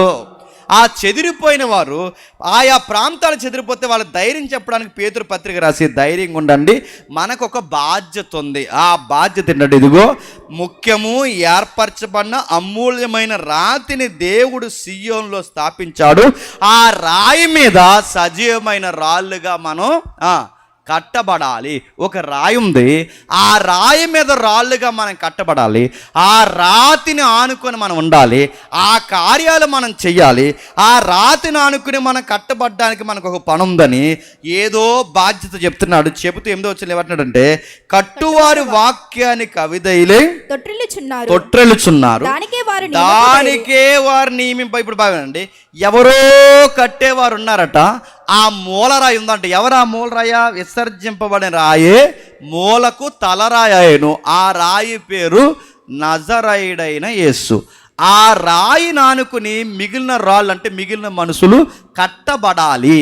ఆ రాయి మీద కట్టాల్సిన కట్టే వాళ్ళే పడిపోయారట. అడుగుతున్నాను, ఎవరు కట్టే వాళ్ళు పడిపోయారు? ఆ పడిపోయిన సంగతులు చెదిరిపోయిన వీళ్ళకెందుకు రాస్తున్నాడు? వాళ్ళ చెదిరిపోయిన గొడవలన్నీ చెదిరిపోయిన వీళ్ళకెందుకు చెప్తున్నాడు? ఈ కథనమంతా ఏంటో మనకు తెలియాలి అంటే చరిత్రలోకి వెళ్ళాలి. వెళ్దామా? చెప్దాం. వెళ్దాం అన్న వాళ్ళు చేయొద్దండి. మీరు వద్దనే వెళ్తాం, ఇదే అర్థమన్నాం అంతే. వెళ్దాం ఒకసారి. నిర్గమాకాండము 19వ అధ్యాయం, నిర్గమాకాండము 19వ అధ్యాయం 4, 5, 6 వచనాలు చదువుదాం. నిర్గమాకాండం 19వ అధ్యాయం 4, 5, 6 వచనాలు. నేను ఐగుప్తీయులకు ఏమి చేసితినో, నేను ఐగుప్తీయులకి ఏమి చేసితినో మిమ్మును గద్దరెక్కల మీద మోసి నా యొద్దకు మిమ్మును ఎట్లు చేర్చుకొంటినో మీరు చూచితిరి. కాగా మీరు నా మాట శ్రద్ధగా విని నా నిబంధనను అనుసరించి నడిచిన ఎడల మీరు సమస్త దేశ జనులలో నాకు స్వకీయ సంపాద్యమగుదురు. సమస్త భూమియు నాదే కదా, సమస్త భూమి నాదే కదా. మీరు నాకు యాజక రూపకమైన రాజ్యముగాను పరిశుద్ధమైన జనముగాను ఉందురని చెప్పుము. ఒకసారి ఆగుదాం. చదివింది ఏమన్నా అర్థమైందా? ఏం అర్థం లేదని అర్థమైంది. ఏం అర్థం సందర్భం చెప్తానండి. ఇందాక పేతురు పత్రిక అర్థం చేసుకుని దాని వెనక చరిత్ర ఎలా ఉందో, నిర్గమాకాండం 19వ అధ్యాయం వెనకాల కూడా చరిత్ర ఉంది. అంటే ఈ చరిత్రకి పేతురు పత్రికకి ఈరోజు కూర్చున్న సభలో ఉన్న సంఘంలో ఉన్న మన అందరికీ సంబంధం ఉంది. ఏమి రాస్తున్నాడు, ఏమని రాస్తున్నాడు అంటే, నేను ఐగుప్తీలకి ఏమి చేశానో మీరు చూశారు. అంటే దేవుడు ఐగుప్తీలకి ఏం చేశారో ఇశ్రాయేలులు చూశారంట. అంటే 19వ అధ్యాయం అనగానే మీకు గుర్తుండాల్సింది తెలుసా? 19వ అధ్యాయం అనగానే సీనాయి పర్వతం దగ్గరికి ఇశ్రాయేలు అందరూ వచ్చారు. సీనాయి పర్వతం దగ్గరికి ఇశ్రాయేలు అందరూ ఎందుకు వచ్చారు? వచ్చారు కాదు, దేవుడు తీసుకుని వచ్చాడు. ఎక్కడి నుంచి వచ్చారు? 430 సంవత్సరాలు ఐగుప్తిలో బానిసలుగా ఉన్నారు. ఎవరు? ఇశ్రాయేలు. ఆ 430 సంవత్సరాలు ఐగుప్తిలో బానిసలుగా ఉంటే, బానిసలుగా ఉన్న వారిని ప్రభు అయిన యేసుక్రీస్తు వారి యొక్క అదృశ్య నడిపింపులో, దూతగా నడిపింపులో, మోసే నాయకత్వంలో వాళ్ళని ఐగుప్తు నుంచి విడిపించి సరిగ్గా సీనాయి పర్వతంకి వచ్చే దగ్గర అక్కడ ఆపేశాడు. ఆపేసి ఏమంటే మోసేని పైకి రమ్మన్నాడు. ఆ మోసే పైకి వెళ్ళాక మోసేతో దేవుడు మాట్లాడుతూ, నువ్వు కొన్ని విషయాలు చెప్పాలా ఇశ్రాయేలుకి. ఏం చెప్పాలి? వాళ్ళ బ్యాక్ హిస్టరీ ఏంటో మరలా ఒకసారి జ్ఞాపకం చేయి. ఏం జ్ఞాపకం చేయాలి అని చెబుతూ చెప్తున్నాను. నేను ఐగుప్తీలకి ఏమి చేశానో మీరు చూశారు. ఇప్పుడు అడుగుతున్నాను, ఐగుప్తీలకి ఏం చేశారు ఇశ్రాయేలు చూసారా? చూశారు. అడుగుతున్నాను, ఎలా చూశారు? బాగా వినండి. ఇశ్రాయేలు చూస్తుండగా ఐగుప్తీల మీద వడగండ్లు పడిపోయాయి, ఇశ్రాయేలు మీద వడగండ్లు పడలేదు.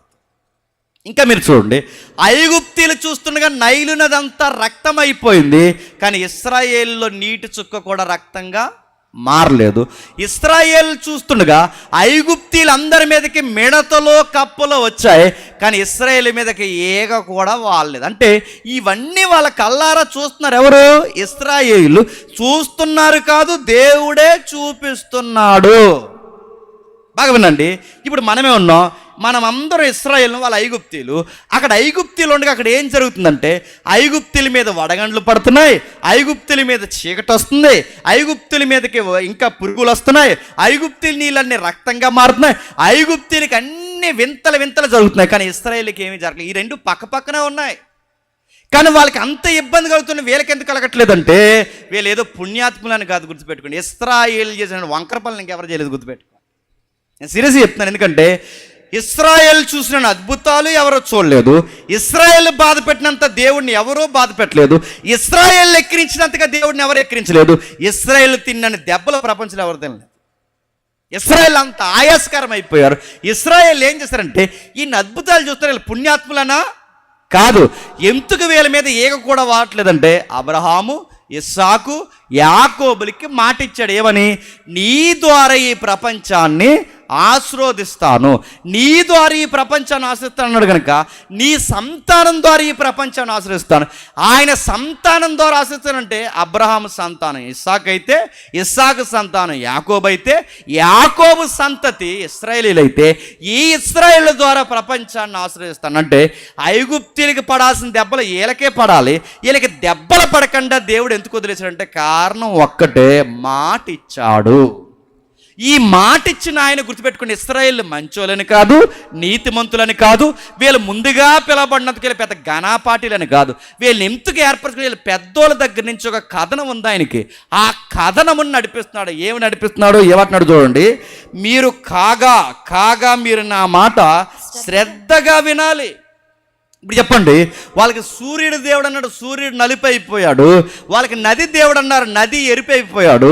వాళ్ళకి భూమి దేవుడు అన్నాడు, భూమి నుంచి పురుగులు వచ్చి తిరగబడిపోయాయి. వాళ్ళు ఏవేవి దేవుళ్ళు అన్నారో అవన్నీ వాళ్ళ మీద తిరగబడ్డాయి. అంటే వాళ్ళ దేవుళ్ళే వాళ్ళకి సపోర్ట్ చేయలేదు. మోసే మాట వాళ్ళ దేవుళ్ళు ఉన్నప్పుడు ఐగుప్తిలో డైనమాలో పడిపోయారు. వాళ్ళకి ఏం చేయాలో అర్థం కావట్లేదు. వాళ్ళ పరిస్థితి అగమ్య గోచరం అయిపోయింది. అలాంటి పరిస్థితుల్లో మీకు అద్భుతాలు మీ కళ్ళ ఎదుట నేను చేశాను. ఎందుకు చేశాను? వాళ్ళకి ఏదో జరిగితే మీరు చూసి నవ్వుతారనా?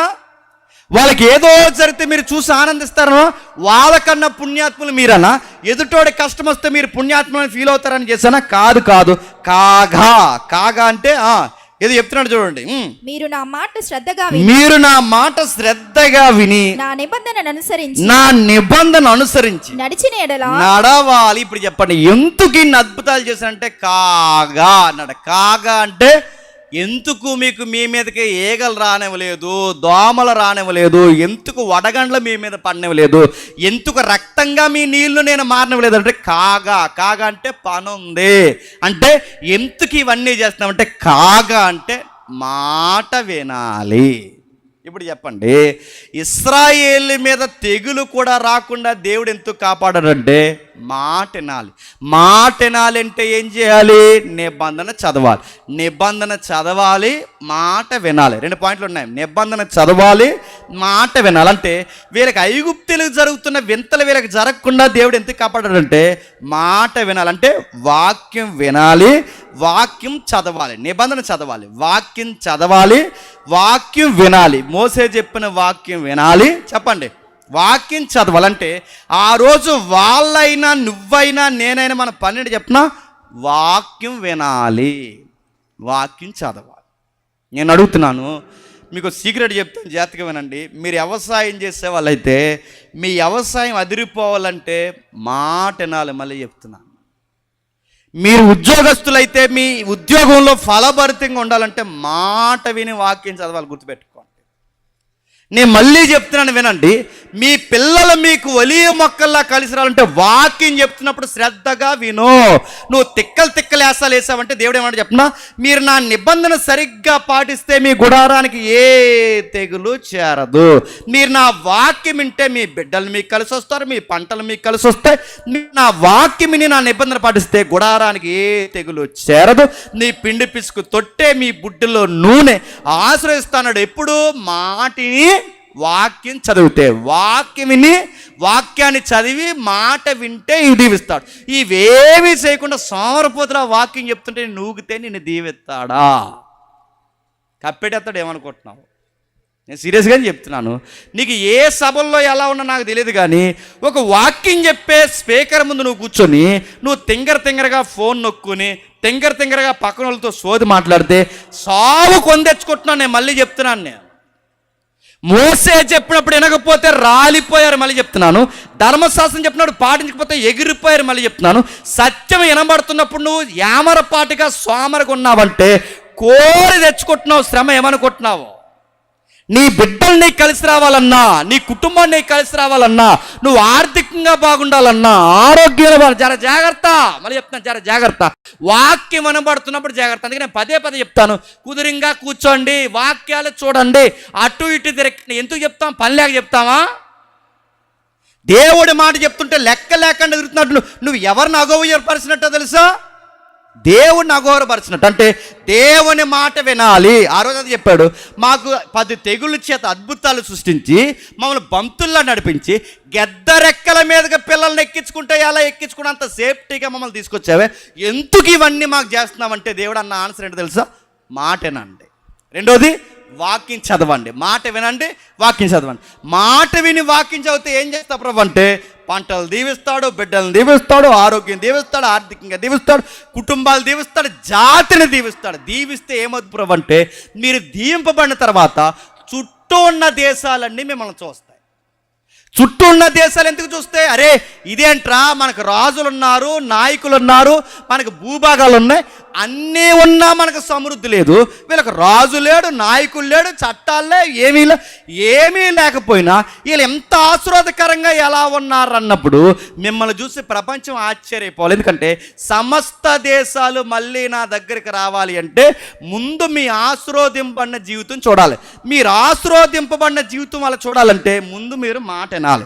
మీరు మాట వింటే మిమ్మల్ని ఆశీర్వదిస్తాను. మీరు ఎంత బాగా ఎలా ఉన్నారా, మీ పిల్లలకి జ్ఞానం ఉంది, మీ పంటల్లో అభివృద్ధి ఉంది, మీ ఆరోగ్యాలు బలంగా ఉన్నాయి, అందరు డిఎన్ఏ లాగా, ఇప్పటికే ఇశ్రాయేలు అందరు డిఎన్ఏ లాగా మీ డిఎన్ఏ ఉండదు. ఇంత ఆశీర్వాదకరంగా మీరు ఎలా ఉన్నారంటే మీరు గుర్తుపెట్టుకోండి, మాకు రాజు లేడు, నాయకులు లేడు, ఎవడో లేడు, కానీ మేము ఇంత ఫలభరితంగా ఎలా ఉన్నామంటే మాకు ఇక్కడ రాజు లేడు, కానీ చెప్పండి అక్కడ రాజు ఉన్నాడు. ఆయన పేరు సైన్యములకు అధిపతియగు యెహోవా అని ఇశ్రాయేలు చెప్పాలని చెప్పండి ఐగుప్తు నుంచి తీసుకొచ్చాడు. ఎవరిని? ఇశ్రాయేల్. ఆ తీసుకొచ్చి ఏం చెప్తున్నాడు? సమస్త భూమి నాదే కదా, మీరు నాకు యాజక రూపకమైన మీరు నాకు యాజక రూపకమైన రాజ్యం అడుగుతున్నాను. యాజక రూపమైన రాజ్యం అంటే ఏంటి? యాజకుడు అంటే ఏంటి చెప్పండి? యాజకుడు అంటే అదే నైటీలో వేసి తిరుగుతాడు ఆయన అనుకుంటున్నారా? చెప్పండి, యాజకుడు అంటే ఏంటి? యాజకుడు అంటే మనుషులకి దేవుడికి మీడియేటింగ్ చేసేవాడినే చెప్పండి యాజకుడు అంటారు.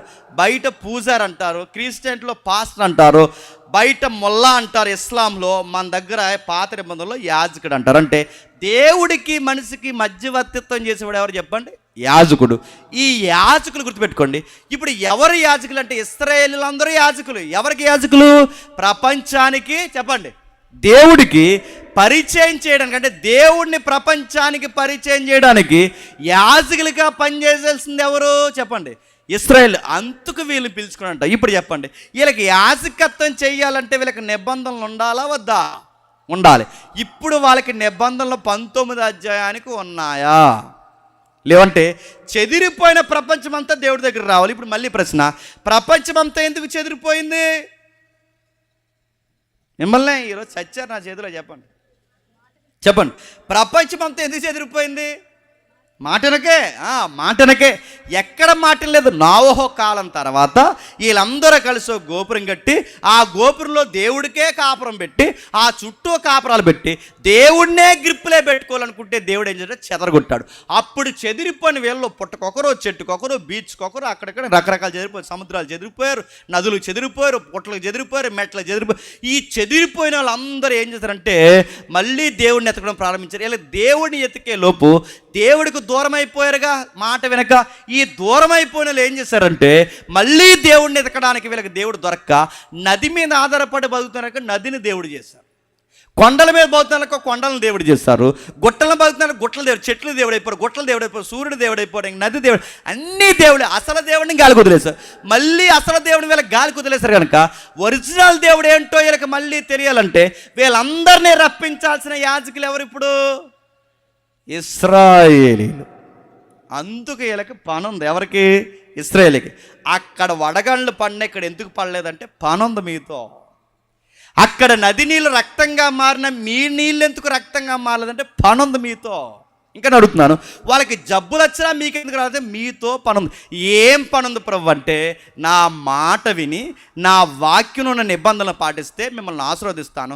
ఎంత ఆశీర్వదింపండి మిమ్మల్ని. ఈ చుట్టూ ఉన్న దేశాలు చూసి మాకు కూడా అలాంటి ఆశీర్వాదం రావాలంటే మేము ఏం చేయాలంటే మేము నమ్మిన దేవుడిని మీరు నమ్మండి అని ఆయన్ని పరిచయం చేయడానికి ముందుగా ఏర్పరచుకున్న జాతే చెప్పండి ఇశ్రాయేల్. అందుకు వాళ్ళని పిలుచుకుని వాళ్ళకి నిబంధనలు ఇస్తున్నాడు. అప్పటికి వాళ్ళకి నిబంధనలు ఉన్నాయా? 19వ అధ్యాయానికి లేవు. సేనాయ పర్వతం దగ్గరకు వచ్చేసరికి నిబంధనలు ఉన్నాయి, లేవు. అప్పటి వరకు ఐగుప్తిలో బతికారు. ఇప్పుడు వీళ్ళకి నిబంధనలు ఇస్తున్నాడు. ఆ నిబంధనలు ఏంటంటే 10 ఆజ్ఞలు. ఏంటవి? 10 ఆజ్ఞ. ఇప్పుడు జాగ్రత్తగా వినండి. 10 ఆజ్ఞలు ఇస్తున్నప్పుడు అందులో మొదటి ఆజ్ఞ తెలుసు, ఆకాశం అందు కానీ భూమి కింద కానీ భూమి కింద నీళ్ళ యందు కానీ దేని రూపం పెట్టదు, నేను తప్ప వేరొక దేవుడు మీకు ఉండకూడదు. ఇది మొదటి ఆజ్ఞ. రెండోది విశ్రాంతి దినం పాటించాలి. మూడోది తల్లిదండ్రులని సన్మానించాలి. ఇక నాలుగోది అబద్ధం ఆడొద్దు, దొంగతనం చేయొద్దు, వ్యభిచరించొద్దు, పొరుగు దాసించొద్దు, ఇలా ఎక్సెట్రా 10 ఆజ్ఞలు ఉన్నాయి.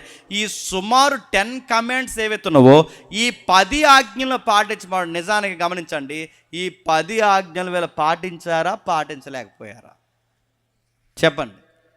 పాటించలేకపోయారు. ఇంకో విషయం చెప్పనా, దేవుడు బాగా వినాలి, జాగ్రత్తగా వినండి. దేవుడు 40 రోజులు సేనాయి పర్వతం మీదకి వచ్చి పెలపెలమని ఉరుముల మధ్య, దగదగమని మెరుపుల మధ్య, భీకరమైన శబ్దాల మధ్య ఆ కొండ మీదకి దేవుడు దిగితే, ఆ పర్వతం మీద దేవుడు దిగితే పర్వతపు పునాదులట కదిలిపోయాడు. అంత గంభీరమైన పెద్ద దేవుడు, దాని మహిమ, దేవుని మహిమ ఆ సేనాయి పర్వతం మీదకి వస్తే పర్వతపు పునాదులు కలిపోయే, బండలు కదిలిపోయే, జనాలు అదిరిపోయారు. ఆ కొండ శివరు ఎవడైనా పట్టుకుంటే వాళ్ళు చచ్చిపోతారు. ఇంత భీకరమైన దేవుడు 40 రోజులు మోసేతో మాట్లాడుతుందంటే, ఒక పెద్ద దేవుడు 40 రోజులు మోసేతో మాట్లాడుతున్నాడంటే ఏం మాట్లాడుంటాడండి? పెద్ద విషయాలే మాట్లాడాలి కదండి. ఇప్పుడు నేను అడుగుతున్నాను, పెద్ద ఆయన వచ్చంటే పెద్ద విషయాలు మాట్లాడకుండా చిన్న విషయాలు మాట్లాడుతుంటే దాని అర్థం ఏంటి? మీకు ఉదాహరణ చెప్తాను వినండి. ఇప్పుడు ఎవరో పెద్ద ఆయన వచ్చాడు, ఇది కూడా చెప్పించుకుంటున్నావరా అంటే దాని అర్థం ఏంటి? బాగున్నట్ట బాగాలేనట్ట? బాలేదు. ఇది కూడా చెప్పాలంటే బాలేదు. ఇది కూడా అంటే అంతే. కొంతమంది అడుగుతారు చూస్తారా, ఇంత వాక్యం విని ఇన్ని సంవత్సరాలు చర్చకొచ్చి ఎంత చర్చలో ఉండి ఇన్ని పాటలు పాడి ఇంత వ్యవహారం చేసి ఇంత సంఘంలో పాల్గొని వీళ్ళు అడిగే దిక్కుమాలిన ప్రశ్నలో ఒక ప్రశ్న అడిగి చెప్పిన, సినిమాలు చూడొచ్చా అని అడిగారు. చూడు సమాధి పోతావు. ఈ ప్రశ్న అడుగుతున్నాను, సినిమా చూడొచ్చు అని అడుగుతాను. నీ ప్రశ్నే చెప్తున్నావు, ఎంత సన్నాసిగల్లా తయారయ్యావో. సీరియస్ చెప్తున్నాను. సినిమాలు ఇది ప్రశ్న, ఇది కూడా చెప్పాలా? ఇది కూడా చెప్ప. సీరియల్ చూడొచ్చా, సినిమాలు చూడొచ్చా, అక్కడికి వెళ్ళొచ్చా, ఇక్కడ కూర్చోవచ్చు, ఇవి కూడా ప్రశ్నలా? మీ ప్రశ్నలే మీ భక్తి ఏ స్టాండింగ్లో ఉందో చెప్తున్నాయా లేదా? ఇంకా నేను చెప్తున్నానండి, ఒక పెద్ద ఆయన వచ్చి ఇలాంటివి కూడా చెప్పాల్సి వస్తుందంటే ప్రజలు బాగున్నట్ట బాగాలేనట్ట?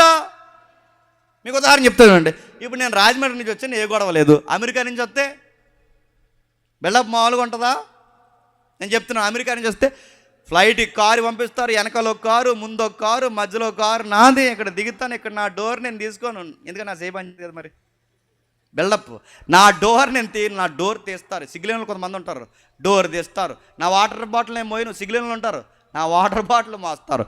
నా వాటర్ బాటిల్ నేను మోయడమే కాదు, నా షూ నేను తీసుకోను, తీస్తారు. నేను కూర్చోను, తుడుస్తారు. ఇంత బిల్డప్ ఎవ్వరు. మళ్ళీ 1000 రూపాయల బ్యాచ్ ఉంటారు బాడీ గార్డులు. నడుతున్నాను, నువ్వు ఎమ్మెల్యేవా నీకు బాడీ గార్డులు? సిరి చెప్తున్నాను, కొంతమంది పాస్లో తెంగరేసాలు వేస్తున్నారు, మీకు బాడీ గార్డులు దేనికి? నడుతున్నాను, సావో రేవో తేల్చుకోవడానికి వచ్చిన మనం, నీకు బాడీ గార్డులు దేనికి?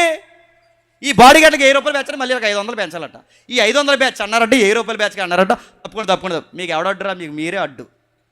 మీకు ఎవడడ్డు ఉన్నాడు?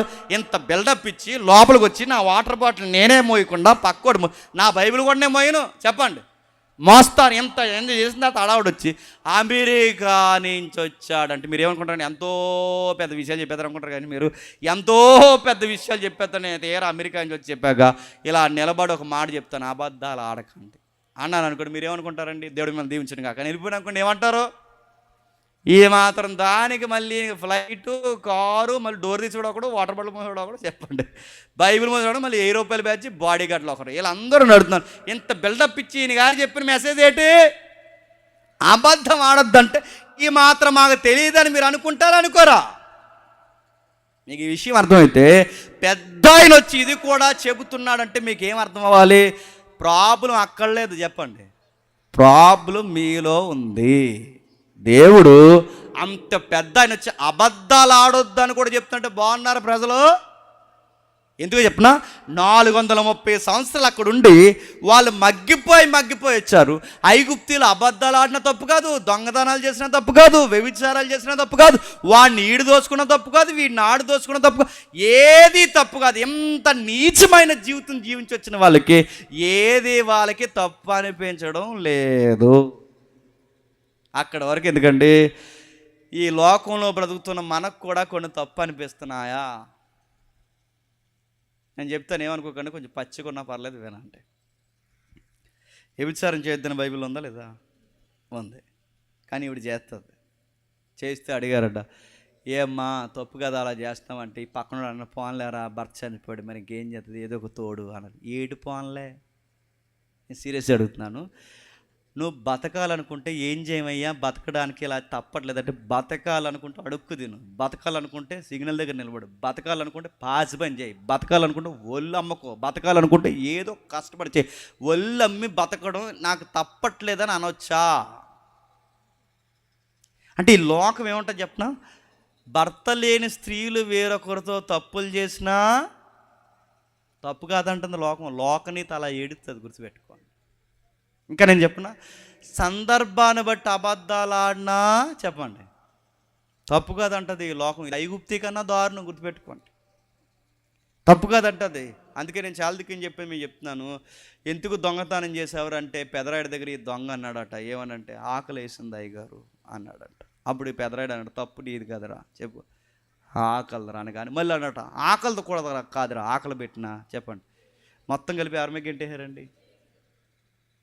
ఎందుకు ఆకలేస్తుందిరా నీకంటే, ఎందుకు దొంగతనం చేసిన, ఆకలేస్తుంది అయ్యగారు అనగానే, తప్పు నీది కదరా ఆకలిదని మొత్తం మిగింటాను. అంటే ఆకలేస్తే అబద్ధాలు ఆడొచ్చు, ఆకలేస్తే దొంగతనాలు చేయొచ్చు, ఆకలేస్తే ఎవడదైనా చెప్పండి లాగేసుకోవచ్చు. ఇది ఇది ఇది నీతా? దేవుడు ఏమంటే చెప్పినా, నీతి కొరకు ఆకలి దప్పులతో ఉండమని చెప్పాడే తప్ప ఆకలి కోసం నీతి తప్పవా డెప్పు ఉప్మా అయిపోద్దని చెప్పాడు. గుర్తెట్టుకో. అవసరమైతే ఆకలితో చచ్చిపో, అవసరమైతే ఆకలితో ఉండిపో, అవసరమైతే నీతికి చనిపో, అంతేగాని నేను ఆకలి కోసం ఇది చేసింటే ఆయన దగ్గర చెల్లుద్దా? నీతి కొరకు ఆకలి దప్పులుతుండు తప్ప ఆకలి కోసం నీతి తప్పొద్దు. ఇలాంటి సీరియస్ కమెంట్స్ ఎన్ని ఇచ్చాడు తెలుసా? 10 కమెంట్స్ ఇచ్చాడు. వాటినే 10 ఆజ్ఞలు. ఈ 10 ఆజ్ఞలను వీళ్ళని పాటించమంటే వీళ్ళకి అర్థమైంది ఏంటంటే పాటించలేమని అర్థం. నేను ముగిస్తున్నాను, జాగ్రత్తగా వినండి. దేవుడికి భవిష్యత్తు తెలుసా తెలియదా? తెలుసు. వీళ్ళు పాటిస్తారో లేదో ఈయన ఆజ్ఞలు ఇవ్వకముందే ఈయనకి తెలియాలా వద్దా? తెలుసు.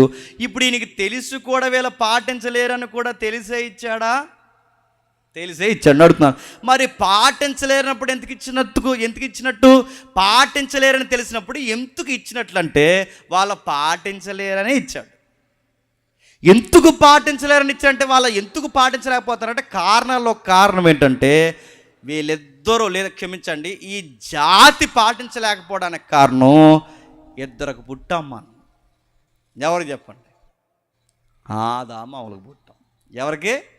ఆదామవలకు. అంటే ఈ ఆదామవలకు పుట్టిన మనకి ఆ బుద్ధులు వచ్చాయి, అందుకే మనం పాటించలేం. ఇప్పుడు బాగా వినండి, పాపాన్ని ఎందుకు జడ్జాగా చేస్తామంటే, పాపాన్ని ఎందుకు చేయాలనిపిస్తుందంటే వాళ్ళ బుద్ధులు వచ్చాయి మనకి. ఎవరికి చెప్పండి? ఆదామవలు. వాళ్ళు ఎందుకు వస్తాయంటే వాళ్ళ మన అమ్మ నాన్న కాబట్టి. గుర్తుపెట్టుకోండి, మీరు కోనసీమలైనా మేము రాజమండ్రులమైనా మన అందరూ ఫాదర్ మదర్ ఒకరే. ఎవరు చెప్పండి? ఆదాము అవ్వ. ఈ ఆదామవ్వలు ఎవరైతే ఉన్నారో ఆదామవ్వలకు పుట్టాం మనం. వాళ్ళ ఆజ్ఞ అతిక్రమించారు, దేవుడి నీతిని అతిక్రమించారు, స్వభావాన్ని అతిక్రమించారు, సాతానుతో చట్టాపట్టాలేశారు, పూర్తిగా దేవుడికి వ్యతిరేకంగా ఉన్నారు. వ్యతిరేకంగా ఉన్న వీళ్ళకి మనం పుట్టాం కనుక వాళ్ళ బుద్ధులన్నీ వచ్చాయి. ఆ బుద్ధులు ఉన్నప్పుడు గుర్తుపెట్టుకోండి, ఆ బుద్ధి నాలో ఉందంటే ఎవరైనా ఒప్పుకుంటారా? మిమ్మల్ని అడుగుతున్నాను, చెప్పండి. ఇదిగో ఆదాం బుద్ధి నీకుంది, అవ్వ బుద్ధి నీకుంది అని ఎవరినైనా అంటే ఒప్పుకుంటారా? నువ్వు చూసావా అంట. ఒప్పుకుంటారా అని అడుగుతున్నాను. నువ్వు చూసావా ఆదాం అంటారు. ఒప్పుకుంటారా అని అడుగుతున్నాను. మనం ఒప్పుకోవాలి అంటే గుర్తుపెట్టుకోండి, ఆదాముకి ఏ ఆజ్ఞలు పెడితే పాటించలేకపోయాడో అలాంటి ఆజ్ఞలు కొన్ని ఉంటే చెప్పండి ఆ బుద్ధి మనకు ఉందో లేదో తెలిసిపోతుంది. అందుకే దేవుడు ఏమిచ్చాడు తెలుసా? 10 ఆజ్ఞలు ఇచ్చాడు. అంటే ఇప్పుడు ఆదాము బుద్ధి ఉన్న వాళ్ళకి ఏం జరుగుద్ది అంటే ధర్మశాస్త్రంలో ఉన్న ఆజ్ఞలు పాటించకపోవడానికి కారణం ఏంటి చెప్పిన? పూర్తిగా ఆదాము స్వభావంతో నిండిపోయాము. అందుకే దేవుడి నీతికి వ్యతిరేకంగా స్వభావం ఉంటుంది. దేవుడు అబద్ధాలు ఆడొద్దు అంటాడు, చెప్పండి అబద్ధాలు ఆడతాం. దేవుడు దొంగతనాలు చేయొద్దు అంటాడు, దొంగతనం చేస్తాం. దేవుడు ఆశించొద్దంటాడు, ఆశిస్తాం. వ్యభిచరించొద్దంటాడు, అక్రమ మార్గాలకు తిరుగుతాం. దేవుడు ఏ జోలికి పోవద్దంటే ఖచ్చితంగా ఏదో ఒక చీకటి పని చేస్తాం. ఇవన్నీ ఎందుకు చేస్తున్నామంటే ధర్మశాస్త్రం మనకు చెబుతుంది మనలో పతనమైపోయిన బుద్ధి ఉంది. నేను ముగిస్తున్నాను, జాగ్రత్తగానండి. ఇది మనకు ఉందని తెలియాలంటే మనల్ని స్కాన్ చేసేది ఒకటి ఉండాలి, మనల్ని బయట పెట్టేది ఒకటి ఉండాలి. ఆ బయట పెట్టే దాని పేరు 10 కమాండ్స్ అంటాడు. ఏంటవి? 10 ఆజ్ఞలు. అంటే అది స్కాన్ చేసినట్టు మనం బయటికి లాగుతుంది. అది బయటికి లాగి మన మీద ఏమని నేరారోపణ చేసింది ఒకసారి మీరు చూడండి. రోమిలికి రాసిన పత్రిక 3వ అధ్యాయం, రోమిలికి రాసిన పత్రిక 3వ అధ్యాయం 10వ వచనం నుండి. రోమిలికి రాసిన పత్రిక 3వ అధ్యాయం 10వ వచనం నుండి ముగిద్దాం.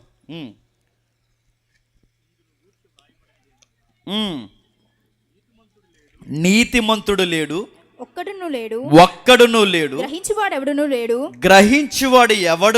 దేవుని వెతుకువాడు ఎవడును లేడు, దేవుని ఎతికేవాడు ఎవడును లేడు. అందరూ త్రోవ తప్పి ఏకముగా పనికి మాలిన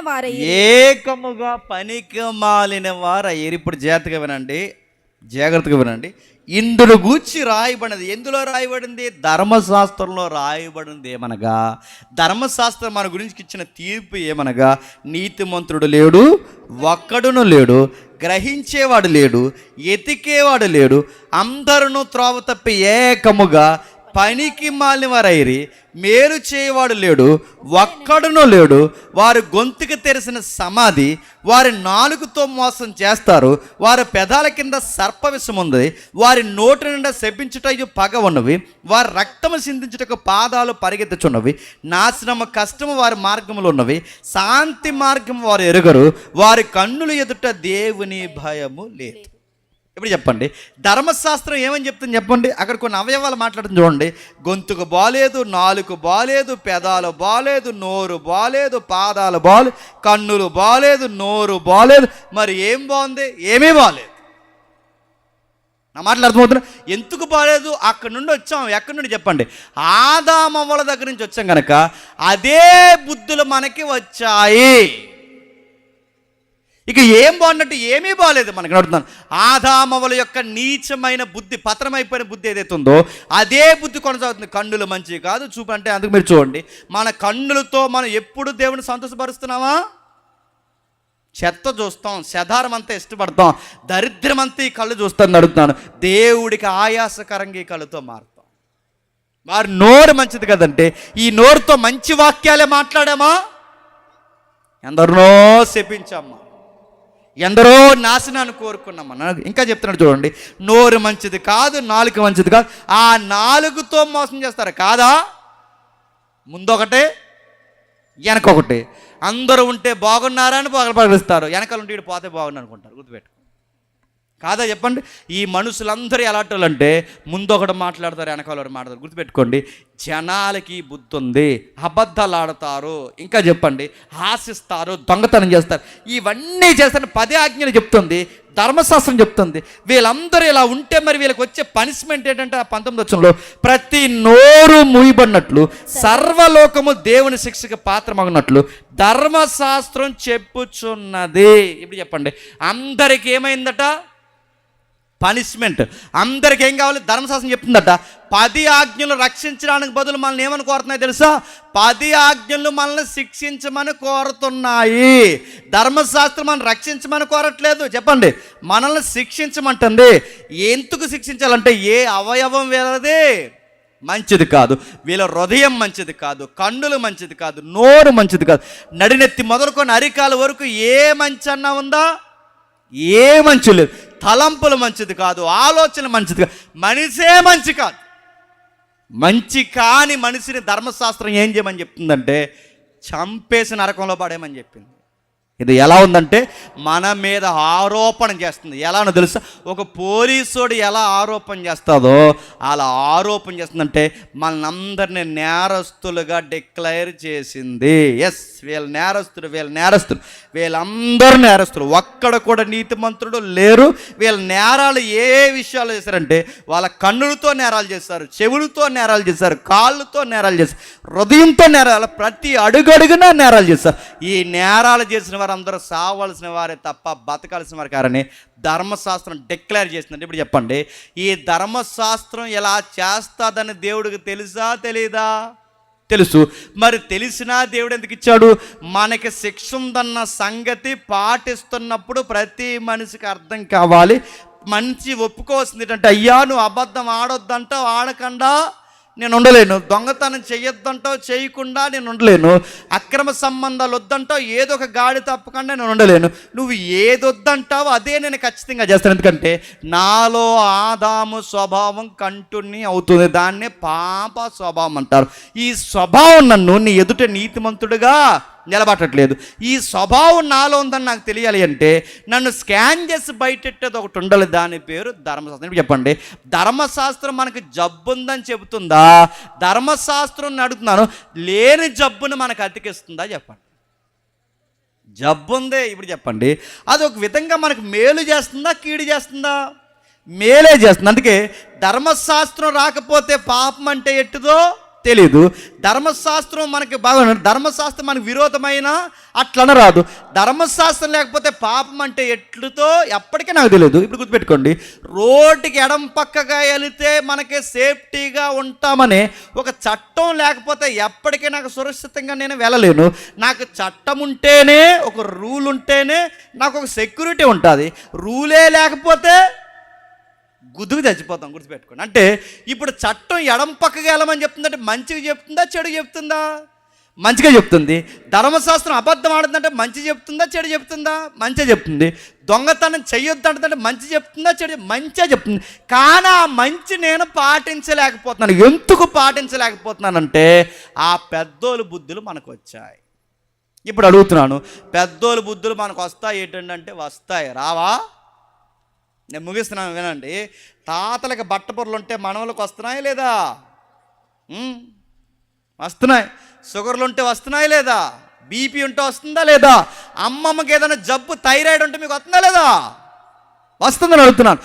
ఏదో ఒకటి ఉంటే, అంటే పెద్దోళ్ళకి ఏముంటా వస్తాయా? వస్తాయి. పాటించకపోతే జాగ్రత్తలు వస్తాయి. డిఎన్ఏలో డిసీజ్లో వచ్చినప్పుడు, మళ్ళీ చెప్తున్నాను, డిఎన్ఏలో డిసీజ్లో వచ్చినప్పుడు బుద్ధులు రావా? జబ్బులు వచ్చినప్పుడు బుద్ధులు రావా? వస్తాయి. అందుకే చూడండి, కొంతమంది కుదురులేని పిల్లల్ని చూసి వీడికి ఎవడ బుద్ధులండి అంటారు, చూసారా? ఇతను, నేను మళ్ళీ చెప్తున్నాను, ఆ బుద్ధులు అంటే ఏదో ఉంటుంది బ్యాక్గ్రౌండ్. ఆడ తాతయ్యో, తాతమ్మో, అమ్మమ్మో, పెద్దమ్మో ఎవరో ఒకరు ఉంటారు.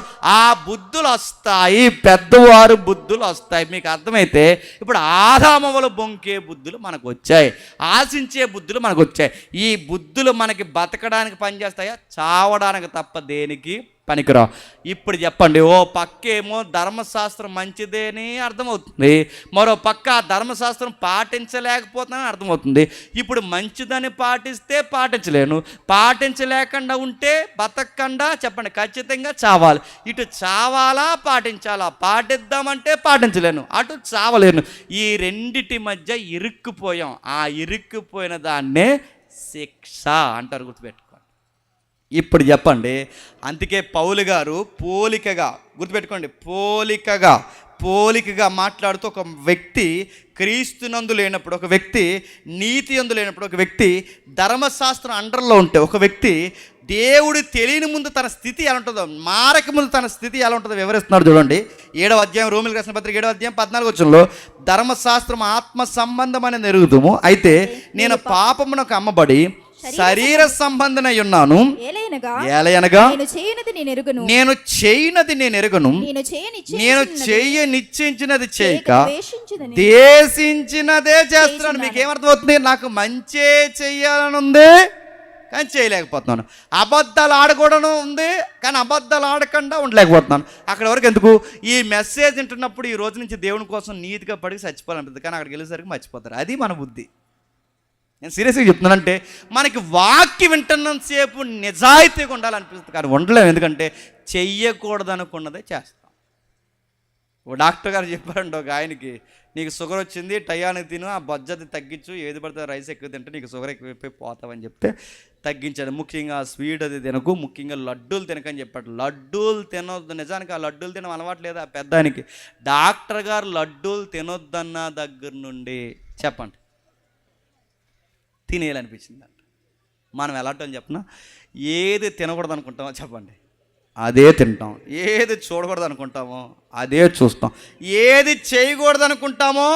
అందుకే రోమపత్రికలు ఏమంటారో తెలుసా? మనం బలహీనులు అంటాడు. అంటే మనల్ని మనమే జయించలేనంత బలహీనులము, మనల్ని మనమే కంట్రోల్ చేసుకునేంత బలహీనులు, మనల్ని మనం ఎప్పుడూ కంట్రోల్లో పెట్టుకునేంత వీక్ పర్సనాలిటీలు.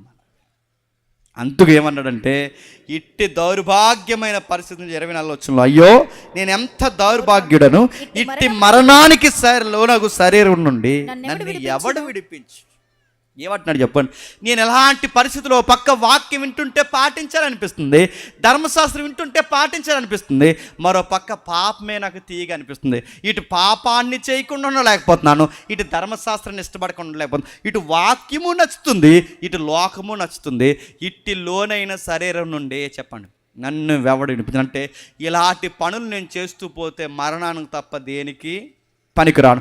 ఇప్పుడు నన్ను ఎవడు విడిపించను అన్నప్పుడు, ఇప్పుడు గుర్తుపెట్టుకోండి, నిన్ను ఎవరు విడిపించలేదు. ఎందుకంటే వీడు పాపే, ఈడు పాపే, ఈమె పాపే, ఇతను పాపే, అందరూ పాపలే. ఎవరిని ఎవరు విడిపించలేరు. అందుకు ధర్మశాస్త్రం ఏం చేసిందంట? గలతీయులకు రాసిన పత్రిక, అపోస్తలుడైన పౌలు, ముగిద్దాం, గలతీయులకు రాసిన పత్రిక 3వ అధ్యాయం 23వ వచనం. గలతీయులకు రాసిన పత్రిక 3వ అధ్యాయం 23వ వచనం. విశ్వాసం వెల్లడి కాకమునుపు ఇక ముందుకు బయలుపరచబడవు విశ్వాసం అవలంబింపవలసిన వారముగా చెరలో ఉంచబడినట్లు మనము ధర్మశాస్త్రమునకు లోనైన వారమైతే, ధర్మశాస్త్రానికి లోనైన చెర అంటే చెప్పండి, అరెస్ట్.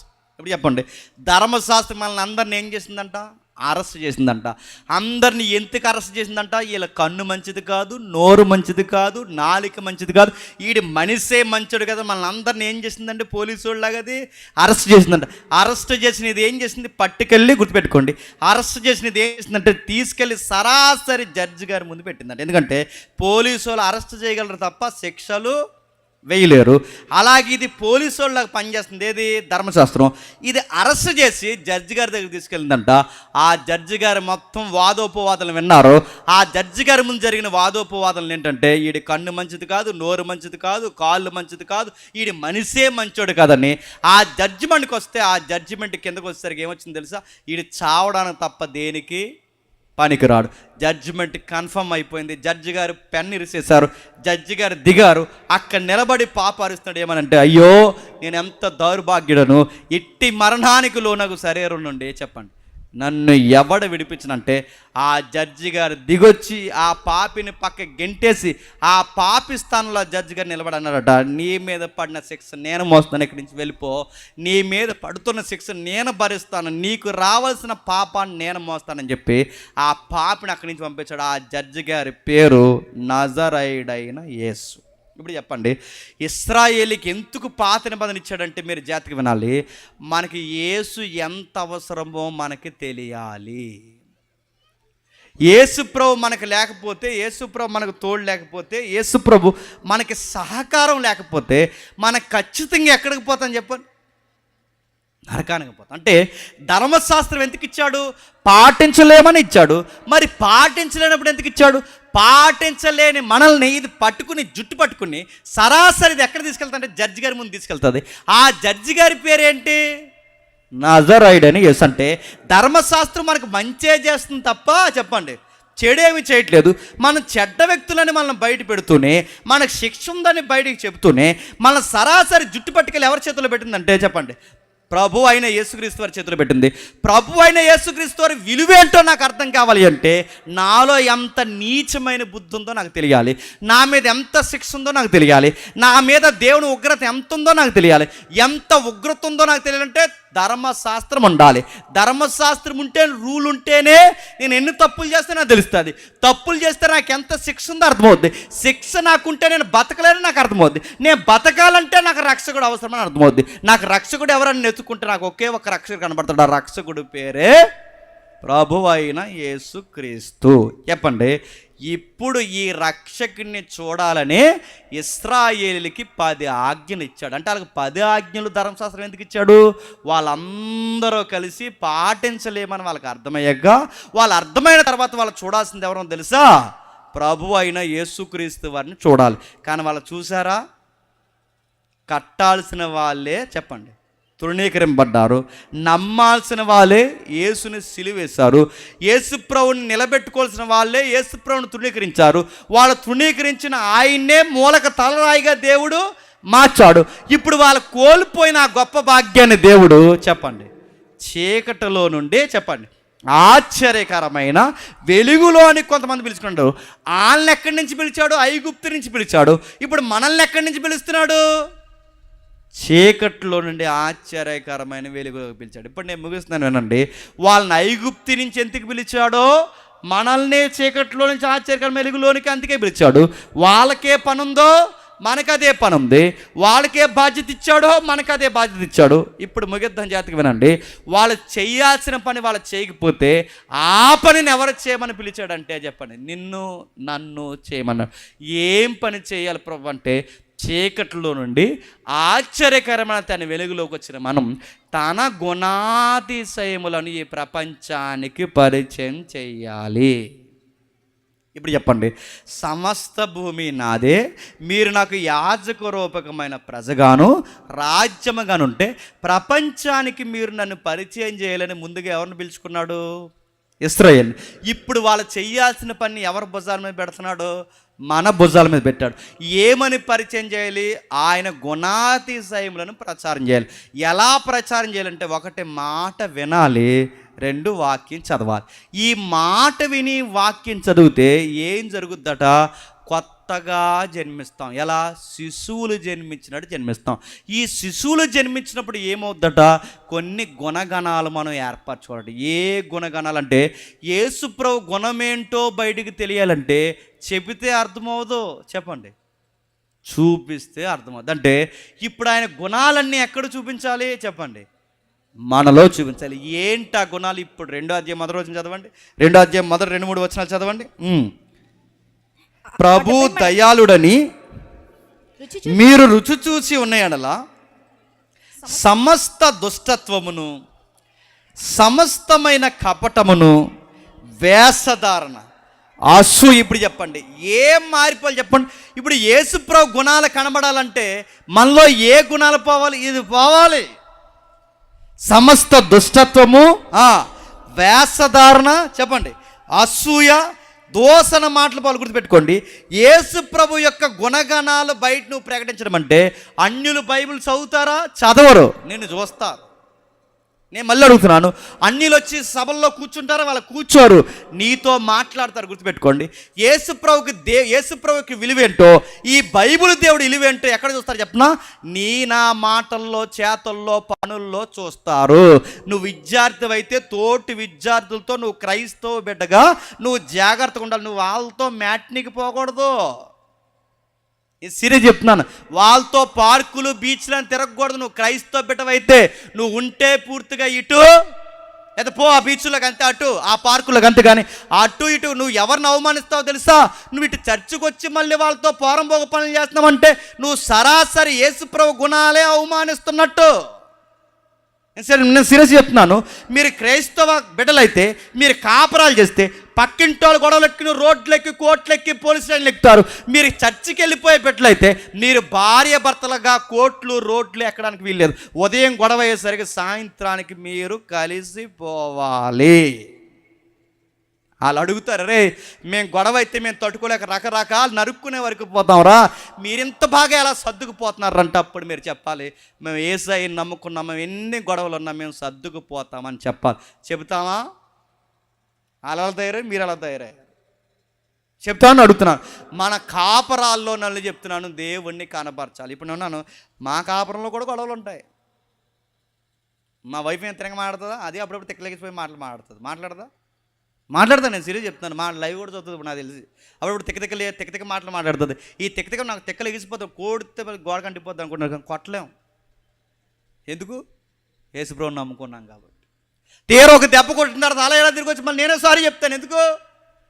యేసుప్రభుని నమ్ముకున్నాం కాబట్టి. గుర్తుపెట్టుకోండి, గొడవ పెట్టుకుని ఇడిపోవాలంటే బయట వాళ్ళమైతే 2 నిమిషాలు చాలా మళ్ళీ చెప్తున్నాను, 2 నిమిషాల్లో ఫటాఫట్ ఇడిపోవచ్చు. కానీ ఇడిపోలేం. ఎందుకు చెప్తున్నా? మనం యేసుప్రభుని నమ్ముకున్నాం. మన కాపరాల్లో, మన ఉద్యోగాల్లో, మన 10 రూపాయల సంపాదనలో, మన చదువుల్లో, మన పనుల్లో, ప్రతి ప్రవర్తనలో మనం ఎవరిని ఎక్స్పోజ్ చేయాలి చెప్పండి? ఇది ఆయన గుణాతిశయం. ఇది చూపించమనే ముందుగా ఎవరిని పిలుచుకున్నాడో తెలుసా? ఇశ్రాయేలుని పిలిచాడు. వాళ్ళు చూపించలేదు. ఇప్పుడు ఎవరిని పిలుచుకున్నాడో తెలుసా? మనల్ని పిలుచుకున్నాడు. మనల్ని కనబరచమంటున్నాడు. దోషణ మాటలు మానేయాలి. ప్రతి కుటుంబానికి పేర్లు ఎట్టడం మానే. నేను మళ్ళీ చెప్తున్నాను. నేను మనకుంటే దరిద్ర బుద్ధుల బుద్ధి అని చెప్పిన ప్రతి కుటుంబానికి పేరు ఎడతాను. నేను మళ్ళీ చెప్తున్నాను, నువ్వు అందరి కుటుంబాలకు పేర్లు ఎట్టావో దేవుడు నీ కుటుంబానికి పేర్లు ఎడతాడు. నేను మళ్ళీ చెప్తున్నాను. నువ్వేమనుకుంటే అనుకో, నువ్వు ఎదుటోళ్ళ పిల్లలకు పేర్లు ఎట్టావో దేవుడు నీ పిల్లలకు పేర్లు పెడతాడు. నువ్వు ఎదుటోళ్ళ పిల్లల కోసం రోడ్ల మీద మాట్లాడు, నీ పిల్లల రోడ్ల మీదకి దేవుడు లాగుతాడు. ఏమనుకుంటున్నావో? ఎదుటోళ్ళ కాపురాల్లో చిచ్చులు పెట్టావు, నీ కాపురంలో నిప్పులు ఎడతాడు. ఏమనుకుంటున్నావు? సీరియస్ చెప్తున్నాను. ఎదుటోళ్ళ మాటలు, ఎదుటి వారి మీద నీ మాటల చేత నిందలేస్తావు, దేవుడు నీ మీద పిడుగులేస్తాడేమనుకుంటున్నావు. మానేక నువ్వు యేసుప్రభువుని నమ్మకం ముందు ఎలా ఉన్నావు వదిలే. ఇప్పుడు నీ దగ్గర అసూయ కుదరదు. నువ్వు ఎలాంటి దానివో తెలుసా?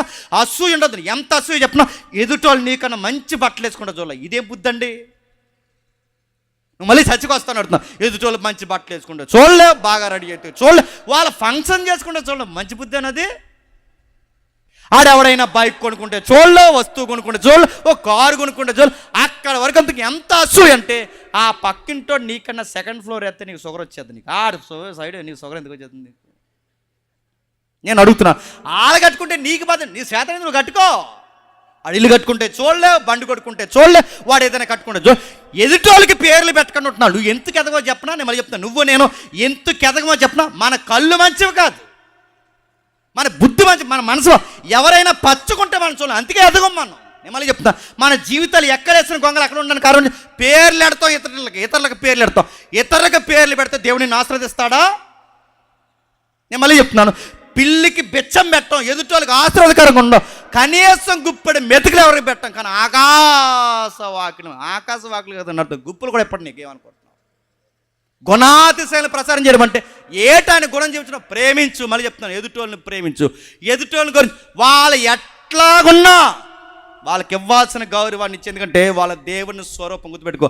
ఎదుటి నైబర్ని, పొరుగోడిని ప్రేమించడం రాని నీవు, ఎదుటి వ్యక్తిని ప్రేమించడం రాని నీవు, నేను యేసయ్యని ప్రేమిస్తాను అంటే బైబిల్ ఏమని చెప్పినా నువ్వు అబద్ధకుడు. ఎందుకంటే కళ్ళ ముందు కనబడిన సహోదరుని ప్రేమించడం రాని మనం కనబడిన దేవుని ప్రేమిస్తుంటే పచ్చి అబద్ధికులను గుర్తుపెట్టుకోండి.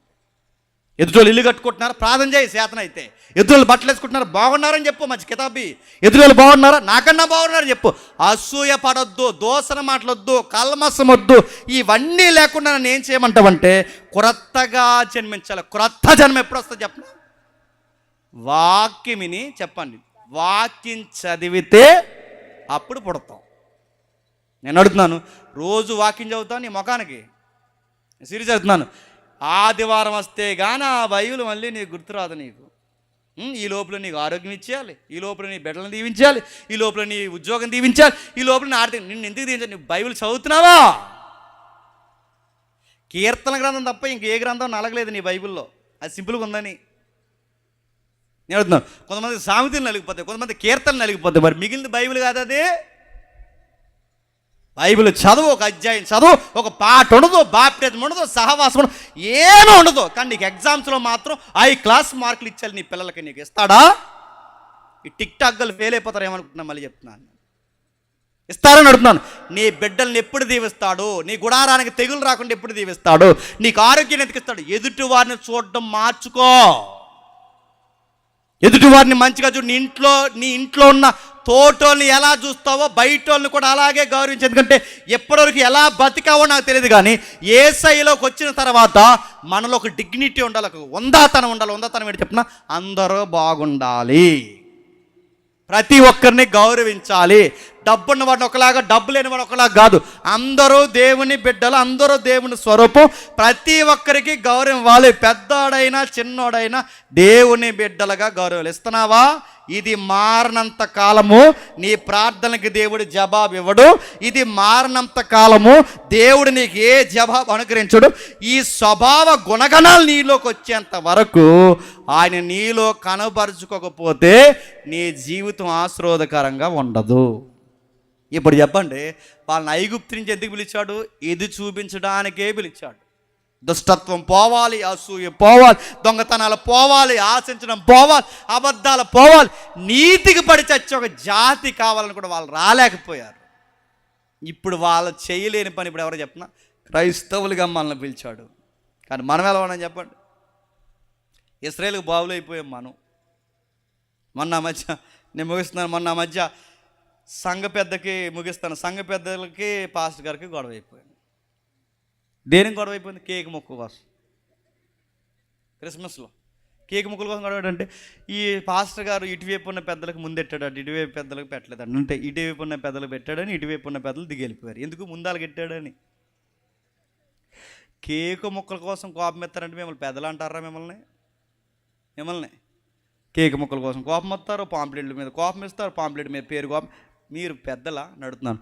ఇలాంటి గుణగణాలు, అసూయలు, హెచ్చు తగ్గులు ఉంటే యేసు ప్రభుని సంఘాలుగా మనం బయటకు చూపించగలమా? వాళ్ళని పొగిడితే ఎవరు? వాళ్ళు మన బ్రదర్స్ కదా. వీళ్ళు పొగిడితే ఎవరు? వీళ్ళు మన బ్రదర్స్ కదా. ఈ చెల్లెళ్ళు పాటలు పడితే వీళ్ళు మన చెల్లెలు కదా. ఈ తల్లులు పాటలు పడితే వీళ్ళు మన తల్లులు కదా. ఈ తండ్రులు బాగా మాడితే వీళ్ళు మన వీళ్ళందరూ మనం అనుకోలేమని. ఆ బుద్ధి ఎందుకు రావట్లేదు నీకు?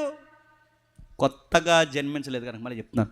ఈ ఉదార స్వభావం మనకి ఎప్పుడైతే వస్తుందో, యేసుప్రభునట నోటుతో కాదట, యేసుప్రభునట గుర్తుపెట్టుకోండి, మాటలతో కాదట, యేసుప్రభు గుణగణాలు ఎలా ప్రచారం చేస్తామంటే నా గుణగణాల నుండి చెప్పండి, యేసుప్రభు గుణాతిశయములను చెప్పండి ప్రచురిస్తాం. అంటే నా ప్రేమను చూస్తే యేసుప్రభు ఎలాగ ప్రేమించేవాడేమో అనుకోవాలి. మన కోపాన్ని చూస్తే దేవుడు ఇలాగే నీతిగా కోపపడతాడేమో అనుకోవాలి. మన ఆదరణ చూస్తే యేసుప్రభు ఎలాగ ఆదరించారు, క్రైస్తవులు ఎంత బాగా ఆదరిస్తారు, యేసుప్రభు కూడా ఎలాగ ఆదరించేవాడని మన ప్రేమని, అనురాగాన్ని, ఆదరణని బయట వాళ్ళు చూసి నేర్చుకోవాలి. ఎలాగన్నా క్రైస్తవులని. మనల్ని బట్టి ఎవరిని నమ్మాలి చెప్పండి? దేవుడిని నమ్మాలి. కానీ మనం ఉన్నామా? ఒక ఆవిడ వార్నింగ్ ఇచ్చింది, ఆగా పాస్టర్ గారు పని చూసుకుందాం అందంట. చంపేద్దాం ఆవిడ్ని? నేను అడుగుతున్నాను. పాస్టర్ గారు పోనీ చూసుకుంది, ఇలాంటివన్నీ అయ్యే మానాలి. మాట మారాలి, చేతల మారాలి, పనులు మానాలి, 10 రూపాయల సంపాదన మారాలి. ఇవి ఎప్పుడైతే మారి మాట విని వాక్యం చదివి ఆయన గుణాల్లో నుంచి ఆయన ఎవరైతే ప్రచారం చేస్తారో, ముగిస్తున్నా, నీ గుడారానికి చెప్పండి ఏ తెగులు చేత. నువ్వు వ్యవసాయం చేస్తావా? వ్యవసాయాన్ని ఆశ్రయిస్తాడు. ఉద్యోగం చేస్తున్నావు? ఉద్యోగాన్ని ఆశ్రయిస్తాడు. ఎదుటోళ్ళు బాగును కోరుతున్నావా? నీ ఆరోగ్యాన్ని దీవిస్తాడు. ఎదుటోళ్ళు పిల్లల్ని దీవిస్తున్నావా? నీ పిల్లల్ని దీవిస్తాడు. ఎదుటోళ్ళు సంపాదన బాగుందని ఆశీర్వదిస్తున్నావు, నీ సంపాదన ఇస్తాడు. ఎదుటోళ్ళతో నువ్వు ఎలా బిహేవ్ చేస్తే దేవుడు నీతో అలాగే ప్రవర్తిస్తాడు. ఇది అర్థమైన వారు ధన్యులు, అర్థం కాని వారు మీ ఆత్మలకు మీరే ఉత్తరవాదులు. దేవుడు మిమ్మల్ని దీవించును గాక. Amen, amen, amen. ప్రార్థన చేద్దాం. ప్రేమగల తండ్రి, కృపగల దేవా, ఎవరికి ఈ సంగతులు అర్థమై నాకు తెలియదు తండ్రి. మీ విలువైన మాటలు వినిపించారు. అనేక ప్రాంతాల్లో ఈ వాక్యము తండ్రి పలుమార్లు చెప్పిన తండ్రి ప్రతి సంఘానికి అవసరం దేవ తండ్రి. ఇలాంటి నిగూఢమైన సత్యాలు పాత నిబంధనలో ఇశ్రాయేలు, క్రొత్త నిబంధనలో క్రైస్తవుల్ని మీరు ఏర్పరచుకున్నది ఒకే ఒక కారణం, క్రీస్తుని తండ్రి ఈ లోకానికి పరిచయం చేయాలి. మా ప్రవర్తన ద్వారా ఈ ప్రపంచానికి ఆయన్ని మేము పరిచయం చేయలేనప్పుడు మా భక్తి వ్యర్థం, మా అవయవాలు వ్యర్థం తండ్రి. మా కన్నులతో మేము మంచి చేయలేకపోయాం కనుకే ఆయన కన్నులు ఎరుపెక్కాల్సి వచ్చింది దేవా. మా చేతులతో చేసిన పనులకి ఆయనకి చేతులకి తండ్రి మేకులు పడాల్సి వస్తుంది. మా అవయవానికి పడాల్సిన ప్రతి శిక్ష ఆయన మోసాడు. ఆయన మా శిక్షను మోసి ఆయన నీతిని మాకు ఇచ్చాడు. మా ప్రేమను తండ్రి మీ తరపున మేము కనుపరుస్తూ అనేకులను ఆకర్షించడానికి తండ్రి మేము పిలువబడ్డాం. ఇది మేము మర్చిపోయి తండ్రి, మేము ఎంత సందా ఇచ్చామో, ఎన్ని పాటలు పాడామో, ఎన్ని గంటల సంఘంలో కూర్చున్నాం, ఇవేవి లెక్కల్లోకి రావు దేవా. ఇవన్నీ లెక్కల్లోకి రావాలి అంటే మొదట తండ్రి క్రీస్తు గుణగణాలతో మేము జీవించాలి. అది చేయడానికే చీకట్లో నుండి ఆశ్చర్యకరమైన వెలుగులోనికి మేము పిలువబడ్డాం. అర్థమైన వారు ధన్యులు. ఈ మాటలు విని తండ్రి మా మీద నిందలు మోపిన వారు ఉంటే వారిని క్షమించండి, వారిని ఆశీర్వదించండి. రేపు రాబోతున్న మీ కుమారుల్ని, తర్వాత జరగబోతున్న తండ్రి మిగిలిన వర్తమానికులను తండ్రి వాక్యము మాత్రమే వారి నోటంటే అందించండి తండ్రి. కాలయాపన చేయక కావలసిన సంగతులు వారిని వాడుకుంటారని కోరుతూ అధ్యక్షుల వారిని, దైవజల్ని, పెద్దల్ని, సంఘాన్ని అందరినీ మీ చేతుల్లో పెడుతూ క్రీస్తున్నామని ప్రార్థన సమర్పిస్తున్నాం తండ్రి. Amen, amen, amen.